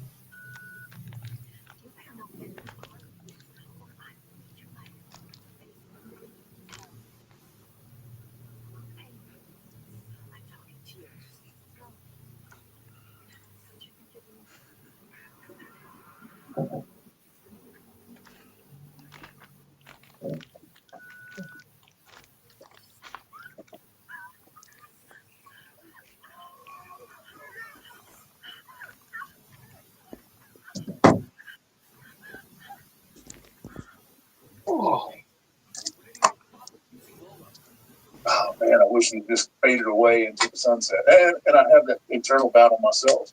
It's like, did I do the right thing, or because I lived it? I lived that for so long and kept all that in You know, I kind of some days kind of struggle with whether or not I should have just paid it in or did I do the right thing. Well, to me, though, I look at it as, hey, man, you did that for all those years, and you capitalized on it by keeping that character so sacred. And now on the other side of that, being not so active in the ring anymore, and we'll get to that, it's like, hey, how can I further the story and now start talking to everybody about it? Because you are indeed a human being. You know, last time we talked, people thought you still were the dead guy. So the fact that you are a human being, and now you talk about some of those experiences, to me, obviously the decision is always yours, but I love it. You know, like there's never been anybody who's just totally just not talked about anything that they did. Right. The fact that you waited so long, I think is cool. I've got a graphic here I want to show you about one more round. Broken Skull Sessions, the Texas Rattlesnake with the Phenom. We had this made up for one more round just for you, and it kind of reminded me of an old wrestling card. Oh, absolutely. Yeah. And God dang, I don't really go around as Stone Cold anymore. I've kind of just turned into Steve Austin. Sometimes you're Mark Calloway, sometimes you're The Undertaker. Right. This is No Holds Barred, and it's only on the WWE Network. And last time, I took a long time to bust out the Jack Daniels. You get to it early, right? But today, we didn't waste no time. I hear you. I wish we'd had this before you asked me that first question. But it's, you know. Hey, that's what's on, JD. Come on. One day I'm one thing, the next day I'm the next. Like, I've enjoyed getting to share stuff like this, you know, with you and your audience because, you know, we lived all this stuff. Yeah. And it's fun reliving it sometimes. But it's just that habit, that internal habit of mine to protect everything, right? If it was up to me, we'd still all be living in kayfabe. Right. You know, I mean, it's just the way I am, and that's just the way I've done things. But it has been a little bit liberating to be able to share some of the stuff that we've done, not only in the ring, but some of the stuff that we've done on tour, overseas, or whatnot. That's been good. But there are days that I wonder, man, would it have been cool enough just to ride off into the sunset? And, you know, that character would have lived that way forever. Or do you lift the curtain? Which I lifted the curtain. It's lifted now. But now you have something to do because had you not chosen to share those stories, what would you be doing? Yeah, absolutely. Opening the curtains and letting people see obviously creates a lot more opportunities for me moving forward. But I am just that old school guy, and it's something I got to work through. So then let me ask you, I've been doing some interviews lately trying to promote a show, and people will say, hey, man, you know, where and when did Stone Cold start and Steve Austin start or whatever? Who was who? Right. And I guess the long story short would have been, okay, switch on Stone Cold, switch off Steve Austin, or volume up Stone Cold. Like now that you kind of had your last match, we're going to get to that. Where is The Undertaker versus where's Mark Calloway? Like I said, you're having that internal battle over coming out and doing your thing, but do you get the two confused anymore? No, definitely not. 90% of the time, I'm Mark Calloway. I do your show. I kind of try to keep a little bit of that look for people to identify with, okay, yeah, that's Undertaker, American Badass. I give them a little bit of that, but obviously you get a lot more Mark Calloway. Just in my interviews. 10 years ago, you wouldn't have, we wouldn't be talking like this. And, so there's times where, like, if I'm watching our product, I turn kind of back into Undertaker a little bit, thinking about what I would do in that situation as that guy. But those thoughts are, those are kind of fleeting, and I'm more Mark Calloway, and I'm comfortable with that, right? I've never been that guy that like wants that kind of extra recognition or anything like that. So, that may come with the territory, as you well know.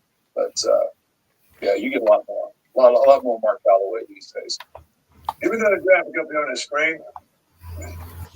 There's the car. And God dang, dude, that's Madison Square right there, man. See that belt laying there right in the middle of the ring? I don't know if this was for Highway to Hell or not, or it was just MSG like Jack Lanza. Jack Lanza. I noticed him as soon as I saw that. It was Jack Lanza.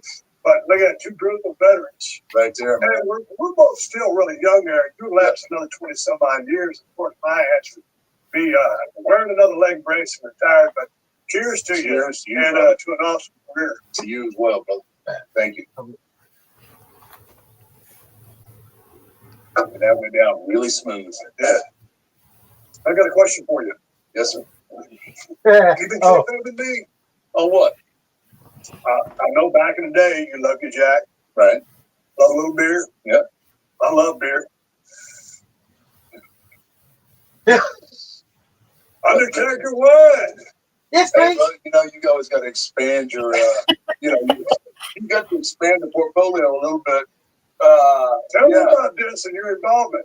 I think this is a Cabernet style venue. Yeah, Undertaker wine. it's one of those opportunities that come after 30 years of. I love it. Well, it's so funny. No, it's just I don't think most people think about Undertaker wine, but there's a lot of people I work with that wine. Well, man, 30 years. This is what comes in 30 years. 30 years, man. Look, I'm appreciative of everything, and I consider myself unbelievably blessed to have all these things. And I'm sure that there are a lot of wrestling fans that are wine drinkers. So why not have some Undertaker wine? I know I've had hangovers that made me feel like. I will take a sample of this later on. I'll let you know how it is. Yeah, man. Have a nice meal later on and have a check it out.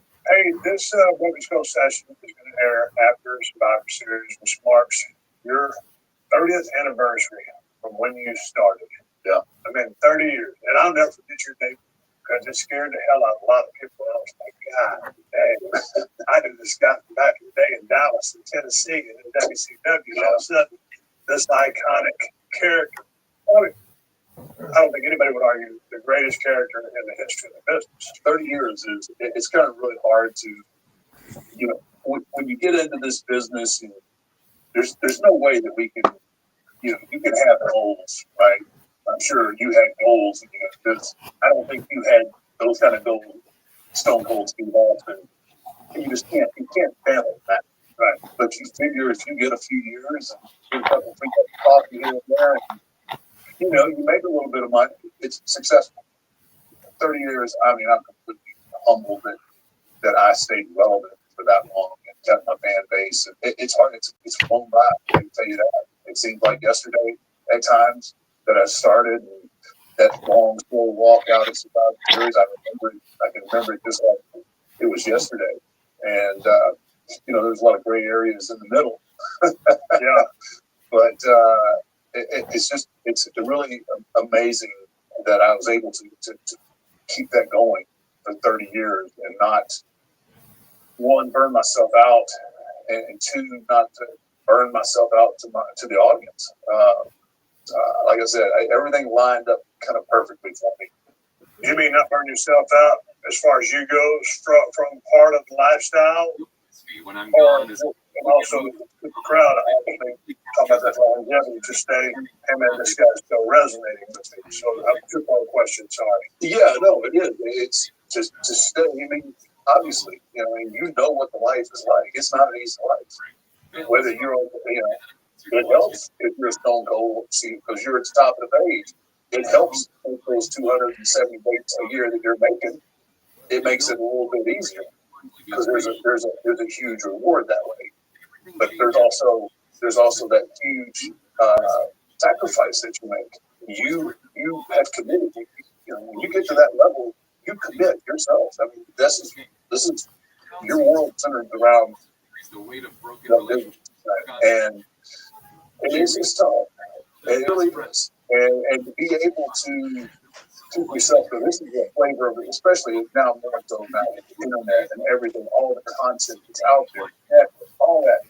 To be able to keep yourself relevant and not burn yourself out with your fan base, it's just not easy to do. But I feel, like I said, I feel incredibly blessed. I was able to do something that I love, that I was passionate about, that I enjoyed going out and doing night in and night out. And I was still able, I'd still be doing it right now. Man, you are in such a good place right now, and I don't know how all of your personal ride was, because we were kind of doing our separate things, but I'm kind of going off the record, I think. And anything you totally commit to. I was selfish in some respect, because I put myself first, and through all the relationships or whatever that I went through, this was my baby, this was me, this was about me, this was for me, and I was providing, but I signed on. And there wasn't nobody going to throw me off the track, barring injury or whatever. I was resolute with the decision that I made. Do you do it anyway? Feel that too, or 100%? Yeah, I mean, it's really difficult to have relationships, to be at your level, to be at my level, and still try and have personal relationships. That's your chosen path. Right? Like there's a lot of things that I regret. This happened in my personal life. I regret, and I hope I get forgiveness. I've asked for forgiveness for things that I've done, but it's all the sacrifice that you made to be at the level that we think. And a lot of people don't understand that, and they'll say, "We are trusted," and you have to be trusted to a certain extent to survive, maintain at the level that you've been able to attain, and where I've been able to go. And it's a given. It's part of it because you have to give yourself. You have to be totally committed to it. And there's a lot of time I'm not going to get back with my group. That's what it is. And I hope that one day they do appreciate the life that they were provided. It doesn't make up. I wasn't there. And those were some of the things I've had to do before. But I was blessed. I was blessed to be able to do something that I love and that made me happy. And I just hope that it works out. I hope it works out for everybody. But there is a commitment that you have to make to be on top. were you consumed by the business when you were home as well? Thinking about the next thing, the next storyline? Did I? Hey, where am I? Which way is the wind blowing? Because I kind of never checked out. No, so I'm not only living the gimmick. I'm at home thinking about, okay, I get my bag, I get home, wash the clothes, repack the bag, and now I'm sitting waiting to go back again. Because the motor's running too. You don't have, back in the day, right? Yeah. We don't have any downtime. You work in a town, you do whatever you do that night, you go to your hotel room, you sleep, you wake up the next morning, you fly to the next town, and it's boom, it's boom, it's boom, it's boom, it's boom, and that's normal. Okay, it's normal. Yeah. So when you go home, when you get those rare few days off, you don't know what to do with yourself. You don't know how to go and relax and sit there and put a movie on. Because your mind is telling you gotta go. You're here. And you worry, okay, well, damn man, such and such is man, he's been up a little bit. I'm just gonna be honest here. No, I'm with you. It's like, he's coming on. Yeah. What am I gonna do? Right? And that's great. That's what you want. You wanted everybody. Wanted everybody to push. 100%. I think that's something that's kind of lost now. You were at the top of the page. Everybody wanted what you had. Yeah. It's like, I can't be any more honest than that. Right? Did anybody get there? No. And we tried. Right? So when you felt somebody coming on, it's like, hey man, well, case in point, you just said that. I mean, like, here comes a Rock. Rock's kind of coming on a little bit. I'm like, dude, coming on a little bit. Yeah, exactly. No, it kind of really coming on. So, but yeah, so I've been there. So it doesn't allow you to like, oh shit, I wonder what he's doing. You know what I mean? And that's where your mind works because this business is too tough. It's too tough on you physically, mentally, emotionally. It's too tough on your personal life just to be middle of the road. Right. You don't strive to be at the top of the page. You're wasting your time. I agree 100%. Due to the fact that this is the 30th year of your debut at Survivor Series, there was a belt that was created, and it looks like it's kind of like a spinoff of the old Winged Eagle. Right. And so, I'm sure probably they're going to sell and market these. I'm not a shill. I'm not a salesman, but I wanted to pass this along to you. And take it in for a second. I mean, it's all blacked out, purpled out, purple stitching on the back. This is the first time I've seen this. Oh, that's awesome. Get this off straight. They've done an Undertaker themed belt, but this one is You're right. It is off the old, right? Which is, I think this is one of the last titles that I held. Right, was based on that. So my question now, that you see this and you're taking it there, you don't take us home with you, unless you decide to give it to me. No, I'm not at the airport. You remember those guys? Remember those guys get their first belt and someone said, no man, you need to wear this or you need to take this to the airport. That's so good. It was one of the greatest ribs ever is having to wear the belts. That's awesome. Here's a question, a business question. Like, you were 7-time world champion. I think I had the belt 6 times. What are your thoughts on a world championship belt? Obviously, I think it goes on the guy. It's putting asses in seats. I like the old school mentality of finding that guy. And as long as that guy is riding that wave, like you do, that's your guy. I think you stick with that guy. If you look back and you think of world champion, you think of Ric Flair. 100%. Yep. You think of Harley Race. Yep. 100%. Yeah. Who's the world champion?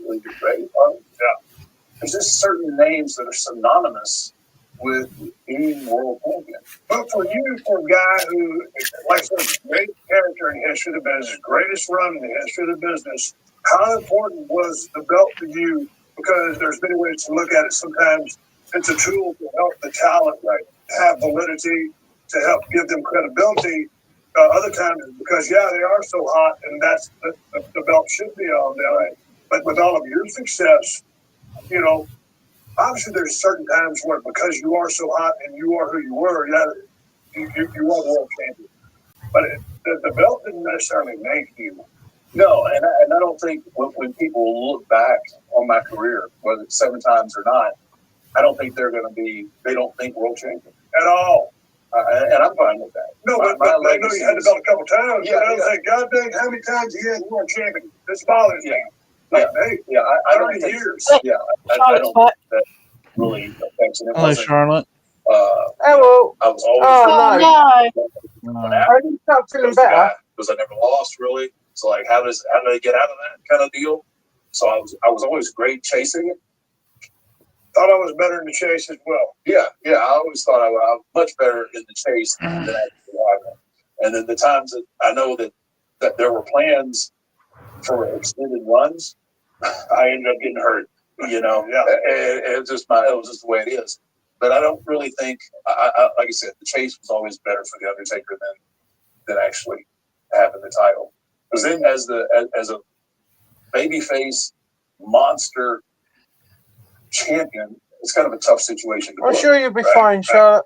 So, but that monster babyface chasing was like, cool. If Undertaker gets his hands on this guy, so Say what you will with him, but like you talk, your tools, making someone valid, whatever. Right? You're very proud to have a championship. Along with the championships, you have so many performances at WrestleMania. And last time we talked, really didn't go into depth about the streak. right. And your streak at WrestleMania, well, you're 25-2 overall. Right. And so my question is to you, when did the streak start becoming a talking point and a thing? Because you can string up a couple wins, Right. and then all of a sudden, it's something that starts to be, hey, along with the championship match, or, here's a championship match, but Taker's chasing this. Right. So tell me about the streak and when it actually became a thing. So I don't even think anybody thought anything about it until I was 9-0.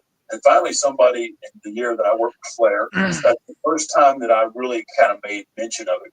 I think you and I are on the same page with Ric Flair being the greatest of all time. Absolutely. Okay. All right. Here he comes down to the ring. And he's the greatest of all time, but I always equate Flair with NWA and WCW from the bulk of it. Right. If you will.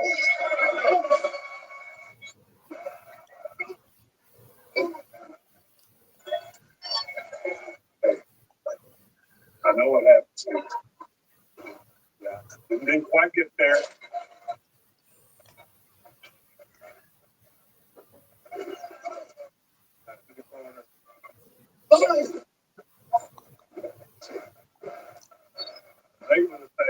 Try this again. Yeah, I think we're going to do it right here. Yeah. And it goes perfectly. Oh, nice ball. Nice. Yeah, it was awesome. He tells her, like, I come up to him and say, "You want to try that again, kid?" And I'm not positive that I said it that way. Yeah. Other than I knew, how much that meant to him, and it meant, the world to me, and I wanted him to be successful. I don't know that it kind of came off like I was being cocky, but that wasn't my intent at all. I was so thrilled to be in this match that who would Nice pop over the road. there's just so much going on. Even to that. How are you with the chops? Because Flair loved chop people. You weren't so much a guy that loved chops. I didn't like chops. But there's a few guys. All right, you're gonna chop me up. It's Flair. So this is the first time that I make reference to the street. The Undertaker is up. That was the start of it. And after that, it kind of took on a life of its own, and then it just kind of magnified each year because the lore and the legacy and the mystique of the whole thing continued to grow year after year, and it became almost as important as whatever the main event was. So going into that year, I remember Vince pulling me into the office at a TV. He goes, "Mark, I'm so sorry. Like, I hadn't got you figured in, right, to Mania."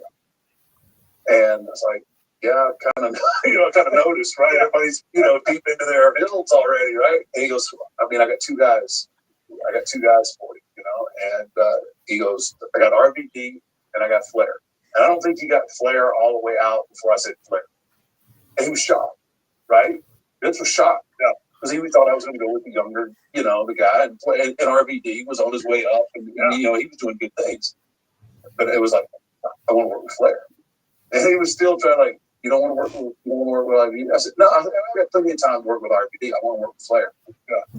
And he goes, because Flair wasn't one of Vince's guys. He didn't come up, right? So he didn't have the same feel like me and you do. And I had respect level. I said, I got a choice, right? He was, I want to work with Flair. And he goes, "Oh, okay." And I'm really proud of that. And I thought, Rick, I didn't understand this until later. Rick thanked me after that match. And he goes, I just want to thank you because you've restored my confidence. And I'm like, "What do you mean? You're Ric Flair, right? And you're the greatest to ever do this, right?" And he was as sincere as he could be. And I didn't understand until after my ordeal with Brock, right? And it wasn't that I lost, but it was the concussion and the fact that I for the first time ever, I felt vulnerable to our business. Right? And up until that point, I was invincible. There was nothing that I couldn't overcome. There wasn't no injury that I couldn't work through. That match with Brock really just destroyed my confidence. And it's really hard for people to understand that. Like, wait a minute, you're the Undertaker. And it wasn't until once I got my wits back about did I truly understand why Rick thanked me for helping him. And we kind of have that bond and that link now. It took that concussion and all that to truly understand what he was talking about. Just for a little bit of context, your WrestleMania record is 25-2. So going into the Brock Lesnar match, you were 21-0, and then it would be 21-1. That's your first defeat. But before we get into that, just some other numbers, if you will. Triple H, who we both highly respect, 10-13 in WrestleManias. And what a run that is. Yeah. 23 WrestleManias. Shawn Michaels, who's Mr. WrestleMania, 6-11. Wow. John Cena, workhorse, 10-5. Hogan, 8-3, 1 draw. I was 5-2. 5-2. Are you ribbing me? I got to do a shot of that. Well, you're 6-2 now. I remember talking to you at WrestleMania 30. I don't know if you remember talking to me. Yeah, I do. Okay, before the match, I had the audacity to ask you, right before the biggest match of the year, I did a podcast now, man. I didn't know if you'd want to do it or not. You said sure. And then everything happened and happened. Obviously, right. The podcast. But what was going through your mind when you got that finish and, hey, man, now the streak will be done? Personally, professionally, how did that affect you?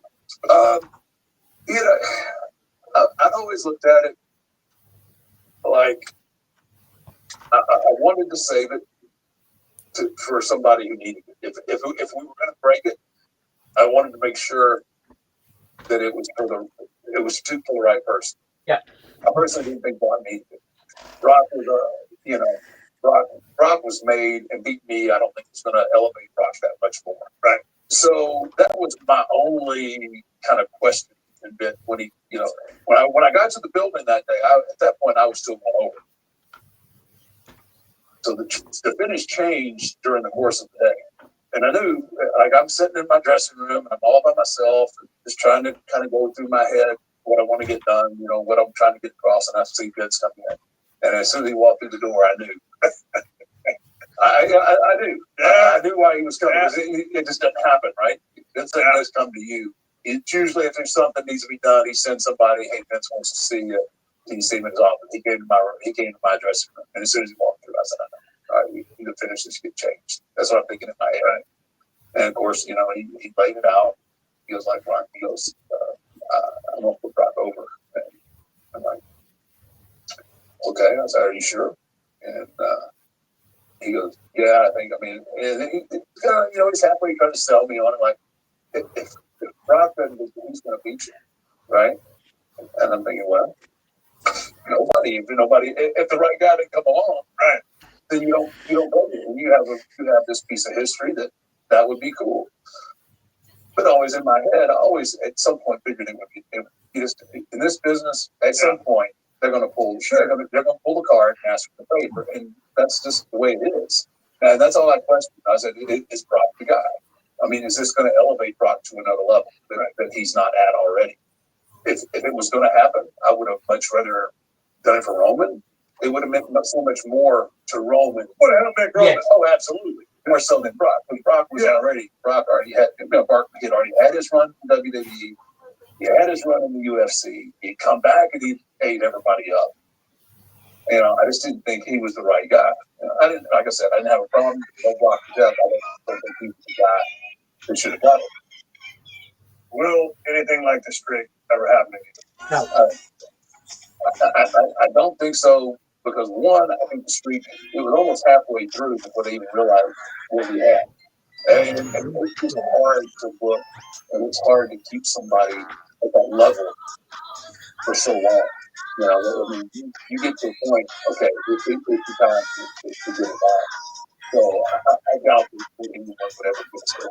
Well, notwithstanding, someone would have to be at the company for, damn 30 years for this to happen. Sure. Short attention span theater, it's a different business than it Absolutely. Today than it was then.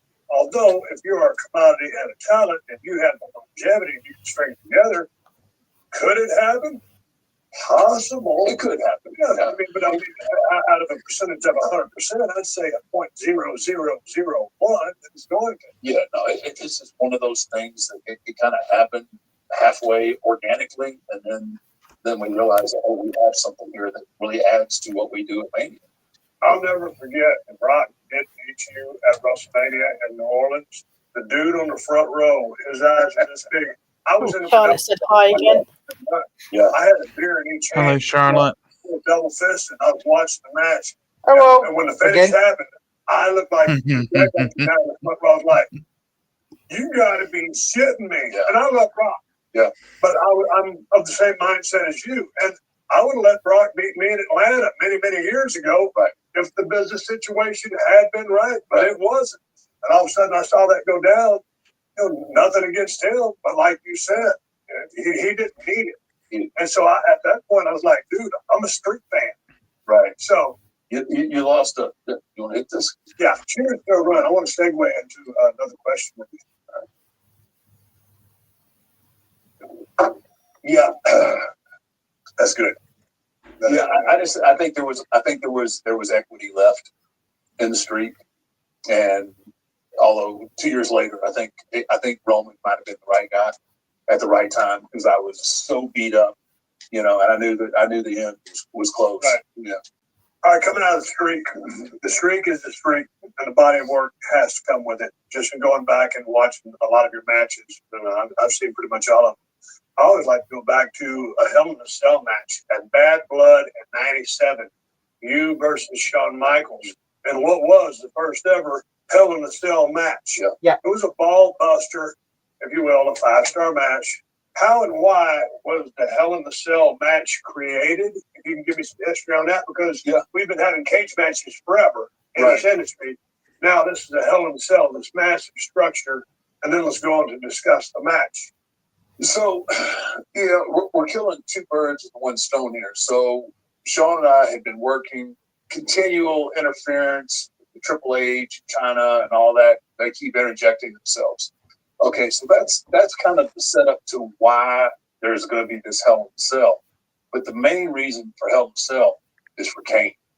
It's all about Kane. This structure, we built this structure up like no one, once the door's locked, 2 guys in. Well, look at this. Yeah, it was massive. That's all inspiring. It's just like, oh my God! And this thing, when they start lowering that cage, it's an effect that comes over the crowd. Oh, absolutely! It comes over. There's an effect that comes over the talent as well. Yeah. But so that whole thing is all designed for Kane's debut, right? You're gonna keep all outside interference out, and boom, here comes Kane. Yep. And for Kane to come in and do what no one else can do, and that is get in the cell. He came in, he ripped the door off, and then to have that face-to-face between the brothers. And that was, I think it's still one of the most iconic stare-downs ever. It's a story that lasted 23 years. Yeah. I think it's one of the greatest stories ever told from WWE. Yes. Okay, ball buster of the match. Guys go close. Sorry, starting it off, you're on top. Big guy, he's a little bit smaller than you, but I think we both agree that when the bell rings, come hell or high water, Shawn Michaels is as good as there ever was. Yeah. Bell to bell, just flat out fucking work. Yeah. No doubts. And in this match particularly, he takes a great ass whooping, but also he gets his shit in. And that's what's so good about Sean. And that's and I always use Sean when I talk to young talent that are in that kind of elk, that Sean size, and that Sean is like, Sean was ahead of his time with all the things that he could do physically. Yes. And he took advantage of that at the right times. But when it came down to it, when it came down to nuts, which at any good point in a good story and a good match, it comes down to nuts, right? Right. It comes down to the soup bones. And when Sean went, you believed him. Yes. Whether he was a little shit heel or a baby face. When it came down to it in the fight, you believed him. Right. He had that ability. And there's there's only a few guys that you can really identify with that had that. And he did. And Shawn Michaels could have a great match with Broomstick. Very stunning. Fires. And you have a great right hand as well. So, but it's just those spots that come that he's so good at. He takes a great ass with him, but he gives one as well. Well, I would do the thumbs up dance, but I can't have it up too loud. And those little small windows of opportunity are not going to present themselves very often. Right. And when they do, he's smart enough to take advantage of it. Right. And that's the stuff that you can't, you can teach it, but it takes guys so long to truly understand what that is and what that means. My best matches were with guys like Sean, Kurt Angle, Eddie Guerrero. Those are the guys I had my best matches with. But it's interesting, there was that type of chemistry, but there was also guys who beat gas tanks. Oh, because absolutely. You were a guy so on the run, and you had to work your ass off because you were undersized, myself included, get you down, Yeah. Not include my second act group. But if you didn't have a gas tank, you were done. You were done. Yeah. And all those guys you just mentioned had gas tanks, and yeah, you had great chemistry. Not really. And what that does, it presents a sense of desperation, which is great for the story, right? Right. I'm sick, on TV. I'm 6'10", 300 plus pounds. Sean's 5'10", 220. Yeah. I mean, what he's got a. If he gets a window of opportunity, he's got to take advantage of it. And you do that by the intensity in which Let's you play a game. Okay, Charlotte? Everybody thinks it should be an even playing field. And it doesn't work that way. No. And this, a lot of people may not understand this. Regardless of how great Sean is, he's got to work to me. Yeah, you three To can. tell the story correctly, he understood that. He's got to work towards me. Right. That's great. I didn't know. Okay, here's Kate to the point. Boom. Watch this. Stacey, put No spot. Yep. Okay. that word game on. Oh, here we go. Charlotte's saying. Look, boom. But you know, yeah. But when it goes to those right hands, there's your perfect punch, as you did have to. Here we go. Let me kick you off. There's that top. All right, here's the thing. He's just still up. That's one thing. He's 210, 220. Here's the pop from the crowd. When you see a 6'10", 300 dude dressed in black coming up, getting on top, whole different ball game. Look at this. This is all inspired, right? We love that style leader in the ring. As you were, but great chemistry. Backdrop. That's good. That's blood. That's blood falling on camera and the ring. Yeah, you're fixing Brian. You're going to Look how stable as hell. Look how he. I mean, that's all him. Really. Yeah.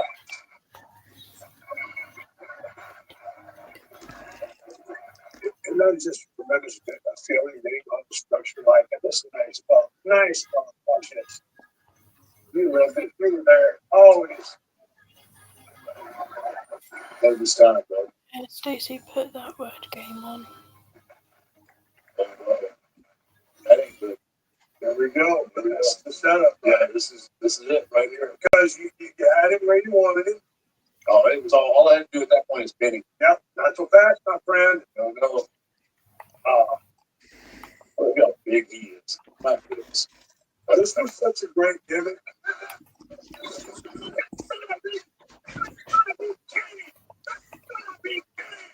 That guy, he's been on the show. I mean, other than you, greatest character of all time, right?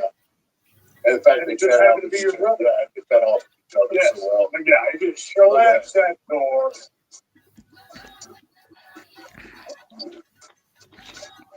Viewpoint, There's that look, right? Yeah. I've never seen that look on the Undertaker's face.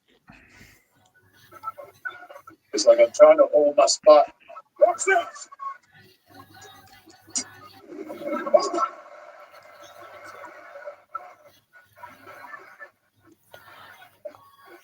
He just picks you up. I run out of Pounds. nothing. His adrenaline His feet. Right?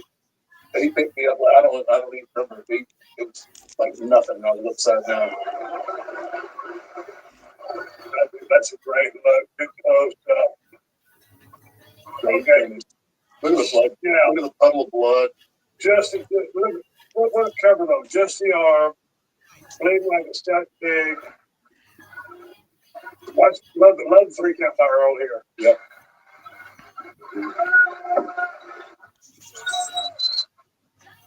So much drama. And there was first of all a ball buster of a match, and you and Sean had great chemistry and hell of a match. But the introduction of Kane.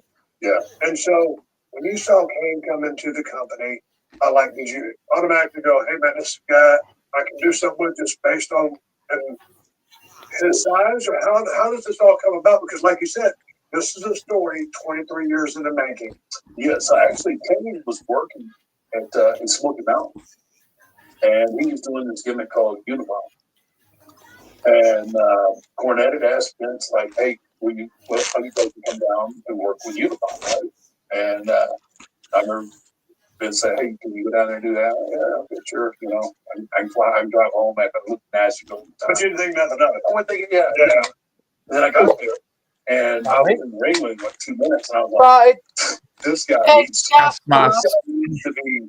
He needs to be up in New York. I mean, European WWE." Yeah. I was like, "This guy's way too good, and this guy is somebody I can make money with." But when did you guys figure out that he could be your brother? Because I remember when that storyline started. I was there, and there was money. So whose idea was that? How did that happen? I think initially Vince could kind of come up with the idea, and I got wind of it. I was like, yeah. As soon as I heard it, it was just like, bing, the lights come on. Because I knew physically people would buy that because we were physically very similar. The way we worked in the ring was very similar. I'm just saying, that's camera angle right there, and he might have had some platform boots on. Maybe. I'm just saying, he's not that much taller than me. But I mean, you just look at those two, and you go, okay, those guys could be brothers. Yeah. Half brothers. Yeah, I buy that. Yeah. And it was just right out of the get go because one, I didn't have at that point a lot of people that I could work with that people actually believe could get me in any sense of jeopardy. 100%. Right? Yeah. This is his brother. He's got his own. So there's personal built in it from the get-go. Yeah, exactly. But you never at that point had anything personal with the Undertaker. You just saw this entity that walked through people, destroyed people, and was this emotionless killer. And how many people can you just destroy because you just happen to be the size you are? Right. All of a sudden, you're presented with this guy who's the same and personal money. Yeah, it's money, right? Who could probably, cost a little bigger, a little younger, a little stronger. It was just perfect. It honestly was one of those perfect stories that really, I think, ever come along and where we were able to take it. But it all starts with him. He is just top flight beat. So you guys would end up wrestling in WrestleMania 14. I guess first big match. Right. That was the first time that we worked. Yes. Yeah. And so you guys would end up paying it off and starting your first program, working your first match at WrestleMania 14. Right. We're about to go into storytelling session. I worked at WrestleMania 14 as well. I was in a main event with HBK, Shawn Michaels. Shawn wasn't in a good place. No, he wasn't in a good place. And he kind of had a bad attitude. And listen, I'll take one for the team. And I say this with all due respect because I don't know Shawn real well, but I love Shawn. And when the bell rings, I think he's the greatest talent I've ever seen inside the squared circle. Yeah. Ric Flair's my GOAT. But when the bell rings, there is no man, in my opinion, that outshines Shawn Michaels. No, there's no way. Do you agree? I agree totally. Okay. But Shawn he's beat up, bad attitude, don't really know that he wants to drop the belt to me. I'm kind of catching on fire. But there was a word on the street that Shawn might not want to do business that night. And it was kind of hard to deal with on the way to the ring on all the things that we used to do before WrestleMania. There used to be a rumor back in the day that there was an insurance policy. And you want to take over the story, or do you want me to continue of what I thought I heard? Well, let's do this first. It's deserving. What's yours now? What's yours now? This story. This story. This is one more round. Stone Cold Steve Austin, Undertaker, bringing it home for me. What was going on? All right. So you filled it in pretty good. Shawn was not in a good place mentally, physically. I don't think he was excited. I mean, you were on fire. And like you said, the rumor has it we didn't know Shawn was going to be business. I'd already been there at that point a long time. I came in when business is good, and I'd suffered through when business was bad. And I determined, what if we got to do something silly? So I worked with Kane that night. I was happy how that went, but this was foremost on my mind because it was a vital part of our whole success was the transfer of the title. You know, he was going away. So I said in Gorilla, watched the whole match at Gorilla. It sounds a little over the top, but I had taken my hands up. If Sean had not done business, there would have been an appearance by The Undertaker that night. Somehow or another, that belt was going to get switched. And I was going to do whatever I had to do to make sure that happened. Because there was so much riding on that at that point. So if it meant me going out there and thumping him up and throwing him back in the ring, that was what was going to happen. And it's so bad. At the time, and I've said this on a lot of interviews, you know, kind of since I started talking about things. Early on, I didn't care for Sean. I didn't care for him one bit. I've heard that. Now, I love him. I consider him a great friend. Once he was saved and got his life together, he's a completely different person. One of my favorite people in the world to talk to, work with. There was never a question of working with him. And I'll say that, like I said, Sean can have a 5-star match with a boomstick. Yeah, go 2 out of 3 falls. You know what I mean? Yeah. And it's still be 5 stars. I mean, he has that talent. Yeah. But as a human being, for a long time, he wasn't somebody that I liked or cared for. So, you know, all that figured into. And if business wasn't done the way it was supposed to be done, I was going to take matters in my own hand. The bad thing about that, now it's all going to come out. So here, one more round. So, Sean and I, you know, we're close now, right? And he approached me about that story. And I felt so bad because our relationship had progressed so far. And he's somebody that obviously I have a tremendous amount of professional history with. You know, he asked me about the story. You really don't think it up? I was like, no, man, I blew it completely off. And he goes, I don't think so. It didn't sound like you to go through the theatrics of wrapping your fist. I totally lied through my teeth to him because I felt bad because I cared so much for him now. But that night, yeah, I was going to do what needed to be done to make sure that he walked out with that title. So what were you thinking? Because you got Mike Tyson involved. I mean, had you smartened up the old man, or was you just going to make an impromptu? Hey, here we go. No, I didn't want to say. Other than, I mean, I guess I telegraphed it a little bit because I was sitting in Gorilla. Okay. And to have me sitting in Gorilla with my hands taped up, like, you know, I mean, that was like, what the fuck is he doing? Yeah. But it didn't take me but too long to figure out. You know, what was going to happen. All right. I want to tell that story because I never knew. And I told a story. I can't remember the last time we talked or not.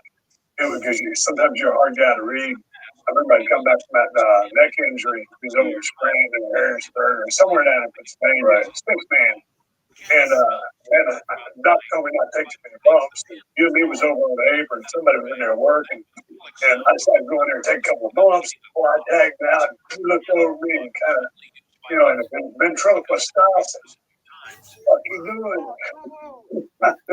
Meaning, you knew I wasn't supposed to take a whole lot of bumps. It's like, hey, good. I think I said on an interview somewhere, it's like, it's not often that you get to a 7'300" dead guy that you kind of get a read he actually cares about you. And so when I heard that you were lacing him up, I was like, that's pretty damn cool. I had a cool run, but to know that you were going to go back for me if the right thing wasn't done, it's pretty damn cool. Well, because we're all in the trenches together. It's all about, you know, you can do your thing and I'm going to do my thing and Sean and everybody else. But at the end of the day, it's about business. It's about business. And moving the needle where we need to move, especially when we're in direct competition. And we were in direct competition. We had our asses handed to us. So it was about business because you were the progressive. You were where the business was going. Right. It was your time. Right. And that's as simple as it could be. It was your time, and it was what was best for business, and it had to happen. It had to happen that way. Yeah. We couldn't let him, you know, no one knew. There were two variables for Sean. Like, okay, where's he going? I mean, he stayed out after that match. What was he going? 5 years. And wow, it was 5 years. Right? Yeah. He can't leave there as world champion or hanging up. We needed a definitive champion. Somebody who we were going to ride for the next 10 years. Keep moving forward. Yeah. But, you know, at the point, you've always kind of been an locker room leader. You weren't trying to be, but you just were. Another time comes to mind when the screw job happened in Montreal. There was all kinds of disarray going on.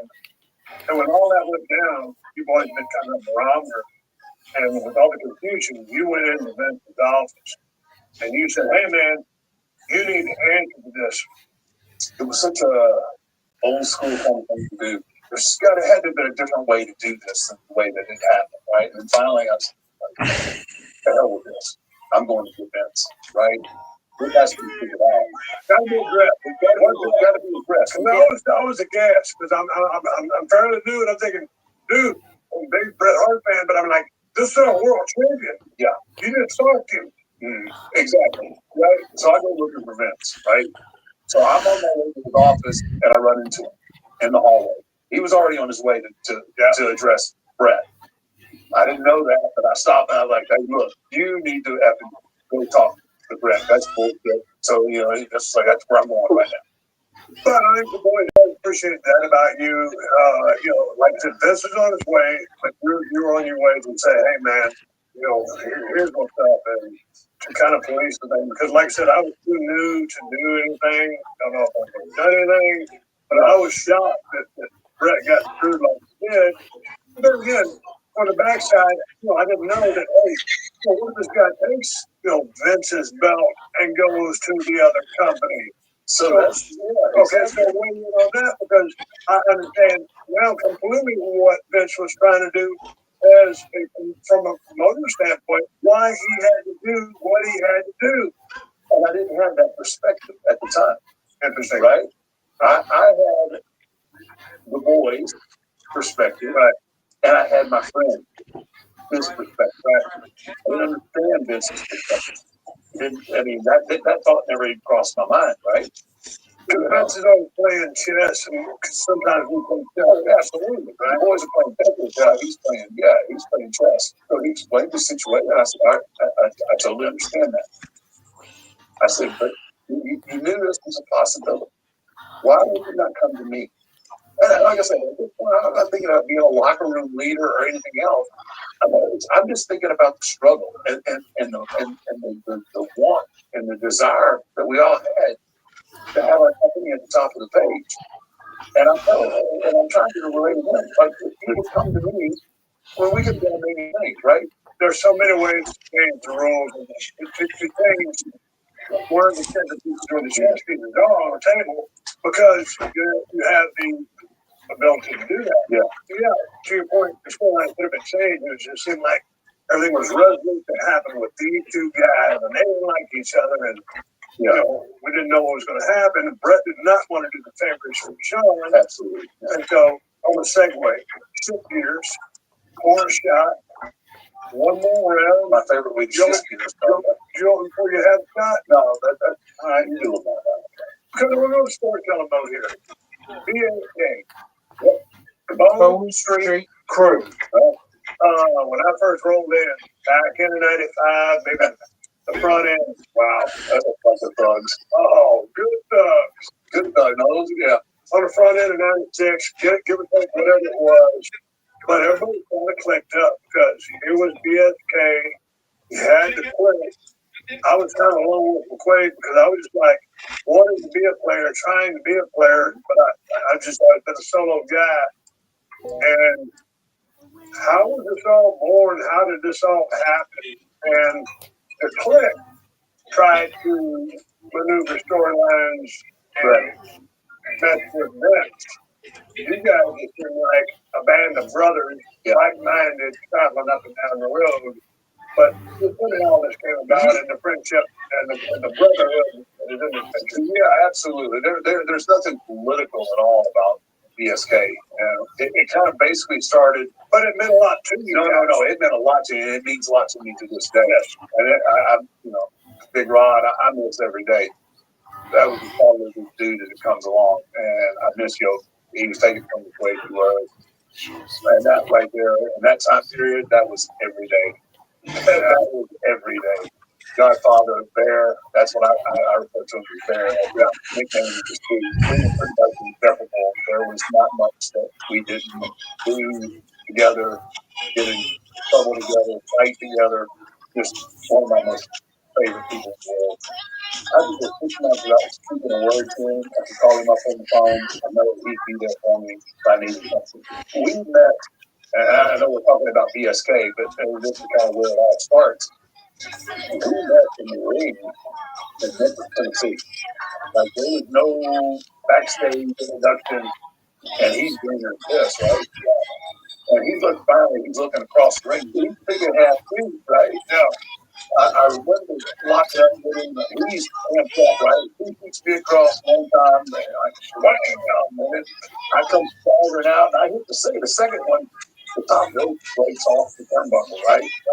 I mean, he just completely falls off, and there's just that big eye hook hanging on the other side, and he's coming to shoot me like he's so green that he has no idea he's about to shoot me into one of them. Yeah. And I'm like, whoa, brother. So he's a big, strong dude, right? So I've got the hydraulic brakes, locked down.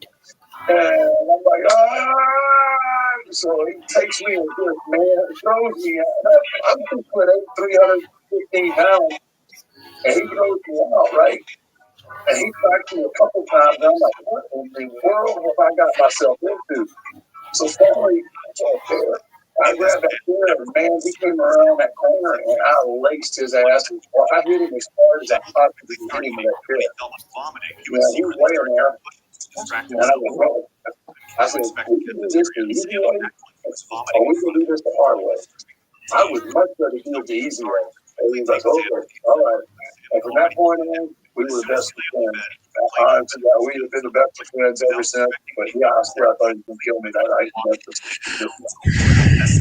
used to now, back in the day, like, there's certain things, you'll into this, when you're coming up.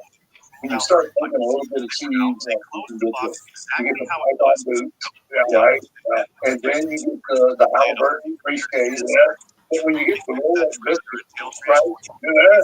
That's when you made it. And when I got mine, I'd get all twisted up. And every night I'd give my Rolex to Bear. I'd give it to Godfather. I'd be so out of my mind, He goes, I'm not looking too, man. We're good, right? And now here, I want you to have this. And he'd be like, no, man, I ain't taking your no, man. You're gonna take my roll. I'd give it to him next morning. He'd give it back to me. I can tell you how many times I give Bear my Rolex. How many Rolex do you think you could give away during your time? In theory, I'd probably give my Rolex away to Bear. That was only one. Yeah. I would have. I'm going to say conservatively, I'd probably give him my Rolex 20 times. And 20 times he'd give it back to me the next morning. That's the brother. Yeah, yeah. I mean, it'd be like, thanks, man. I appreciate that. I should put the buckle on like that. Dang it. Boy, I love you, bro. One of the things that we used to do back in the day, and this was done before I came in the All-Star tournament with WWE, and maybe it had been going on forever, was Wrestler's Court. When did you first smarten up about Wrestler's Court? I guess it was Memphis that I got smartened up in Wrestler's Court through Dutch. Nice. Yes, yeah. And Wrestler's Court basically was more of a thought at the time. Yeah. And then it turned into a huge production. Yeah. Once we got to WWE, and then you got brought up on charges. But you got brought up on charges. I mean, you were used as a judge, right? And there was a prosecutor, there was a defense, right? And how did you always end up as a judge? I think I'm the closest guy to everybody and the most tenured at the time. I ended up the judge and the hanging judge on a lot of cases. Some of the ones I remember as JBL being like the worst defense guy in the history of the sport. But JBL ended up being more of a prosecutor than he was whatever it was so outlandish. Was my point. He was hilarious. He was somewhat over the top. Over the top. But one of my Russell's Court stories were when Teddy Long was. Okay, Teddy Long is a hard story. A long story short, but Teddy Long has given full approval to tell the story. Oh my goodness. Yeah. With May Young. Oh, good Lord. You want to talk about this? Yeah. If you want to tell it. No, I'll tell Go ahead. Teddy Long was brought up on charges, and we all love Teddy. Teddy's great. Yeah. So Teddy somehow or another came into possession let's see. They were blue. They were kind of triangle, diamond shaped.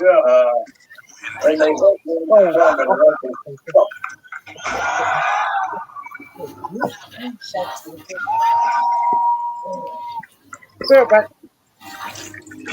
One.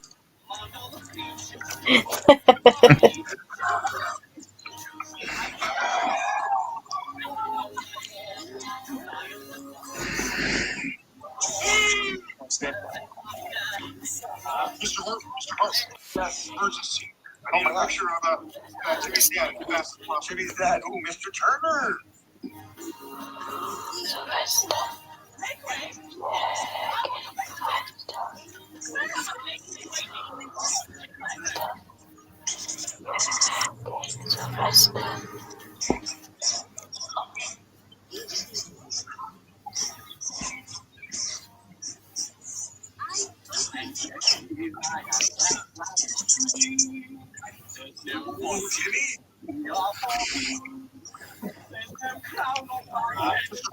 Hart.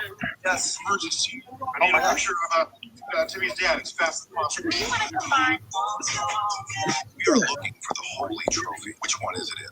Okay, I'll go first. This is not it. This is not it either. But this one is. Oh no, it's a zombie. Now where is my trophy? Oh no, it's a zombie also. It's my turn to find the trophy.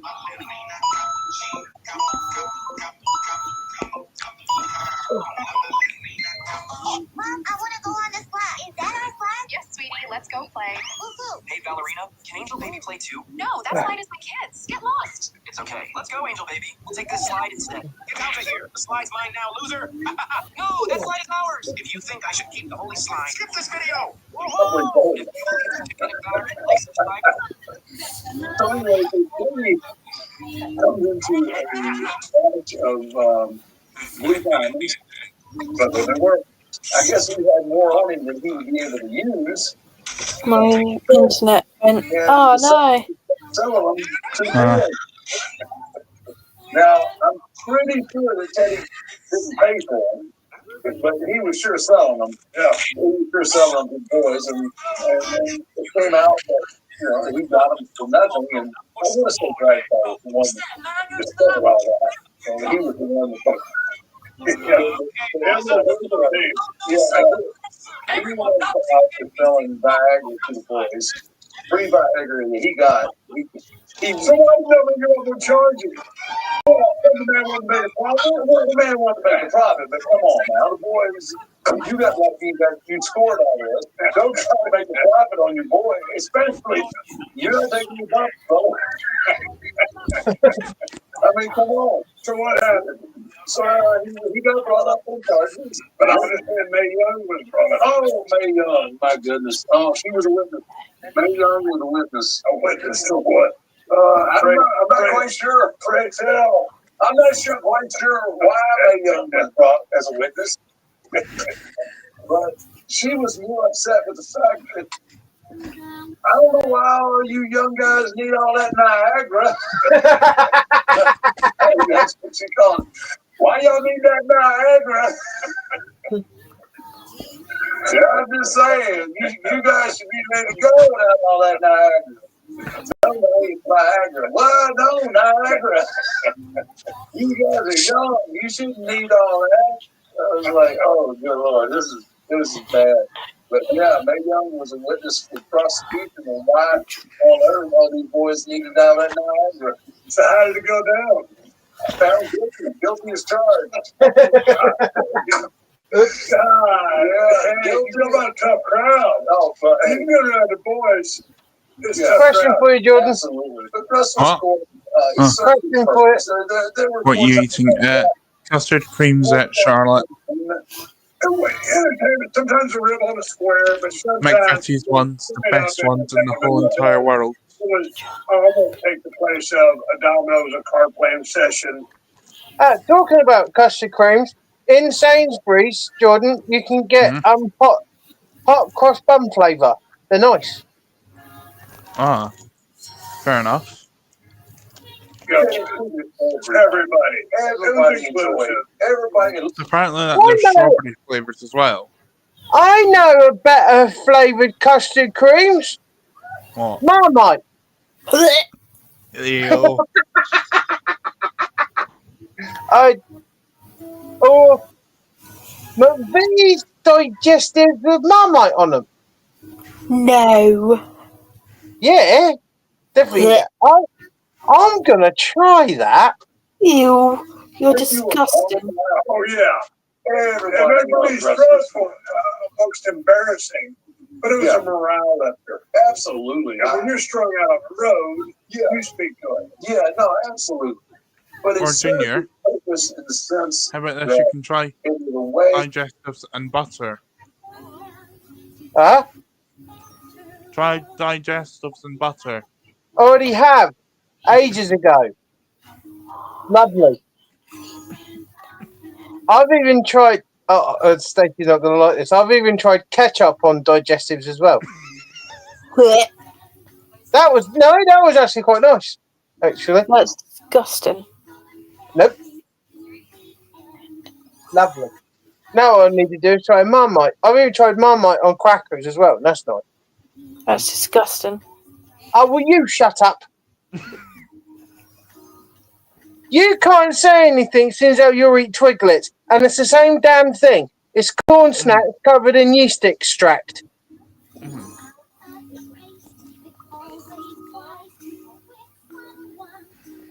You drink beer, you drink lager, that's got yeast extract in it.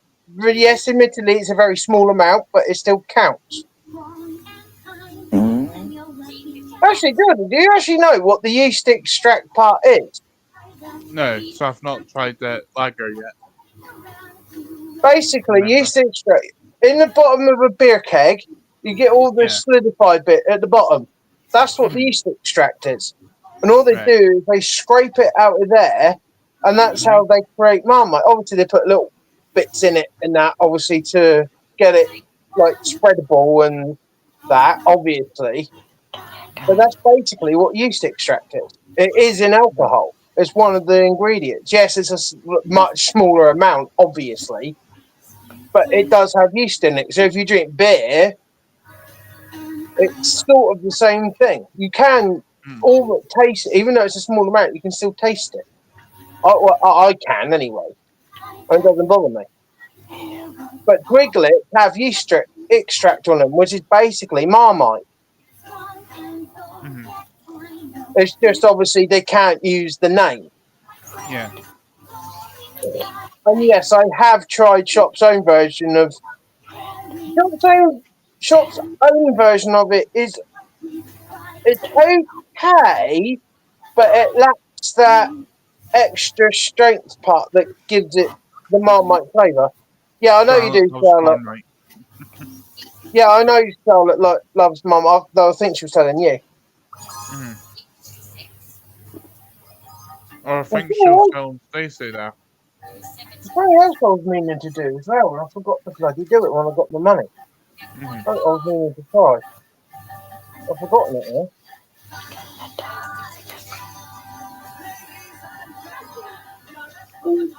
To handle the situation before the situation got out of control. Right? It was a way of saying, okay, your peers know you're screwing up here.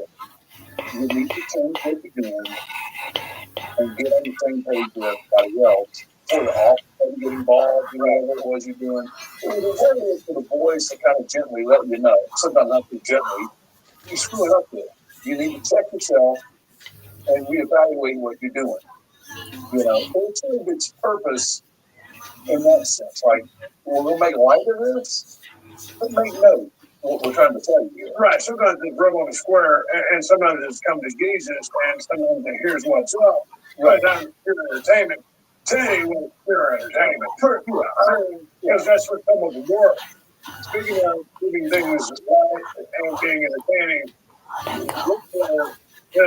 but there was one time to share a story. If you don't mind sharing a story. You guys on a flight, a long flight, and Rick challenged you to a drinking contest.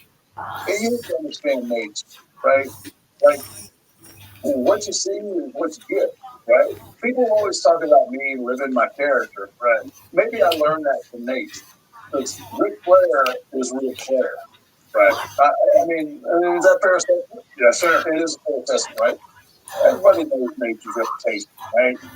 And there's a couple of, let's do that, I'm going to put you to sleep kind of, at the time, you just couldn't put me to sleep then. I was in prime after work form. So we were flying back to Chicago on a charter flight.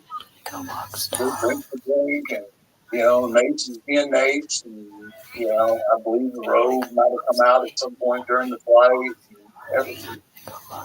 Well, needless to say, we're about 2 hours or so out of landing in Chicago when Nate's finally. He not on his own. He didn't tap on his own. He just finally went to sleep. So I'll take you, and this particular flight wheel, it had 5 seats in the middle and then 2 on each side. And I remember going and taking and laying him out in the 5-seat section. I crossed his arms. I ended up crossing his arms. And then I took a knife and I cut them into little triangular pieces like they were fangs. And I put fangs on him. And crossed his arms. And that's where I left him.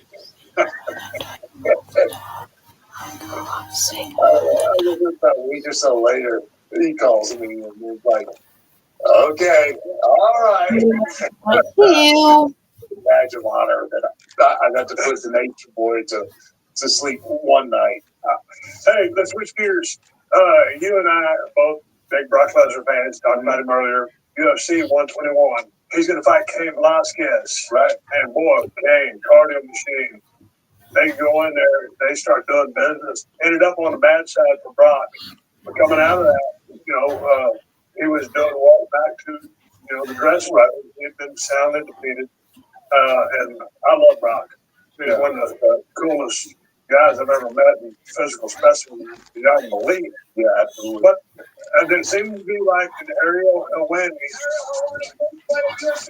Check it out. Watch this. Against this people wrestler right here with the Undertaker, sir. What do you think about the winner? I believe it's God. I don't want to do something else like this. They go slam the sides, whatever happened. I thought it would have to go to a party about it. I've actually been surprised. Something like that happened to Luther. You want to know? There's Brock Lesnar right there. What do you say that? Got the person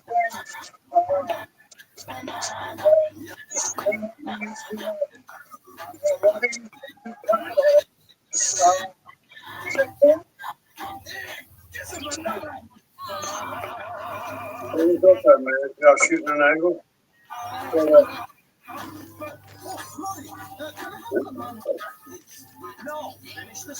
Oh, man.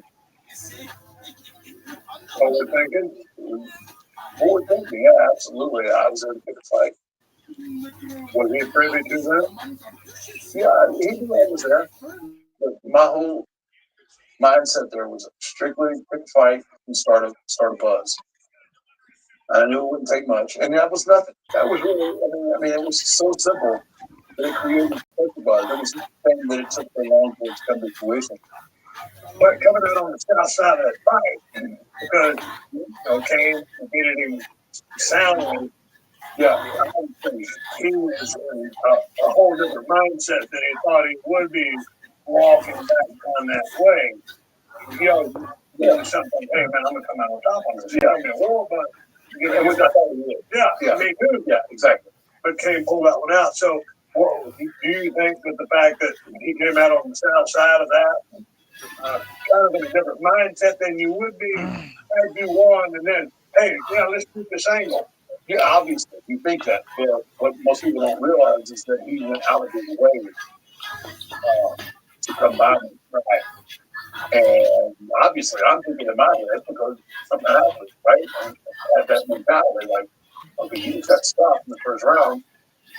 Maybe this is going to be a watch. Maybe I shouldn't do this. But Brock came that way, so I'm like, okay, well, he's coming this way. I'm not shooting. I'm going to shoot. I'm going to go with it. And whatever happens, happens.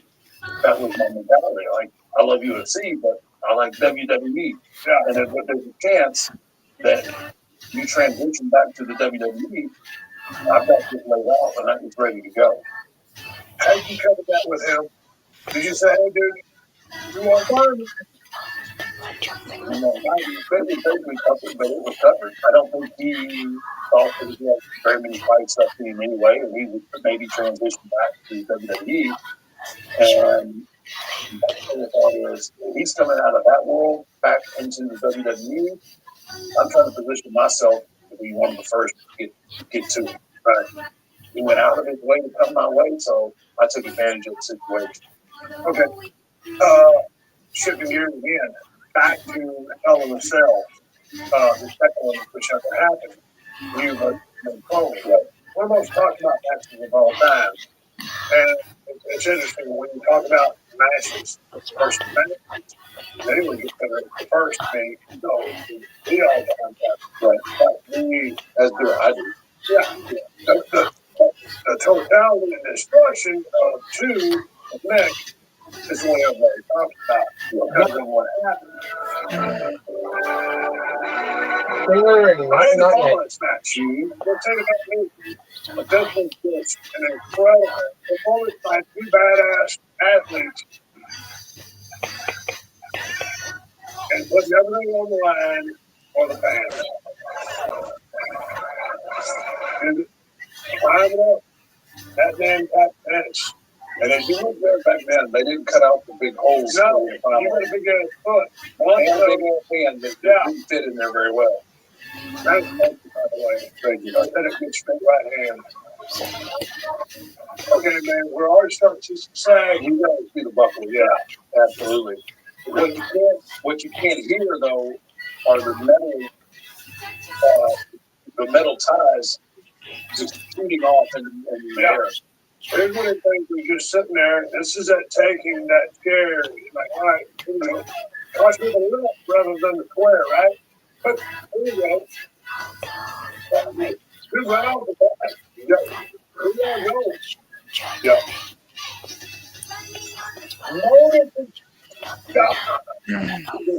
Nobody has ever seen that before. It's never been done. So I just described this. My perspective on this, and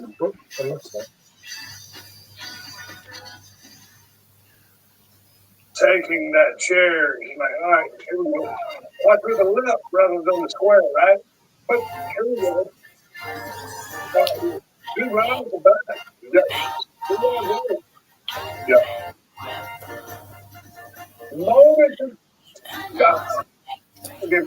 Nobody has ever seen that before because it's never been done. So I described this. My perspective on this, and as hokey as it may sound, this is the closest, when I threw him off here, is the closest that I've ever had to an out-of-body experience. Because when I'm up there, I can see him flying through the air. Although it was only a second or however long it took, it seemed like it took forever for him to hit that tape. But as I threw him off, I could see myself standing there, and I could see him flying through the air. It was the craziest thing. That was I didn't want to do that. This was, I thought it was too dangerous, and I didn't think that we needed it. This is one of the things that really made that.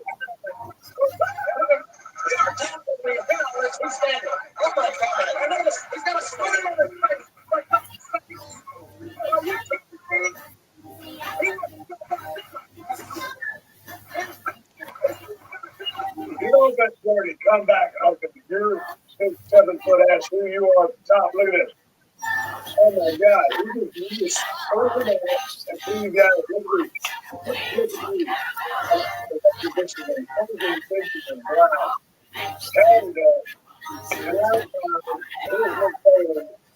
And then I think this gimmick was phenomenal. Okay, supposed to happen. No.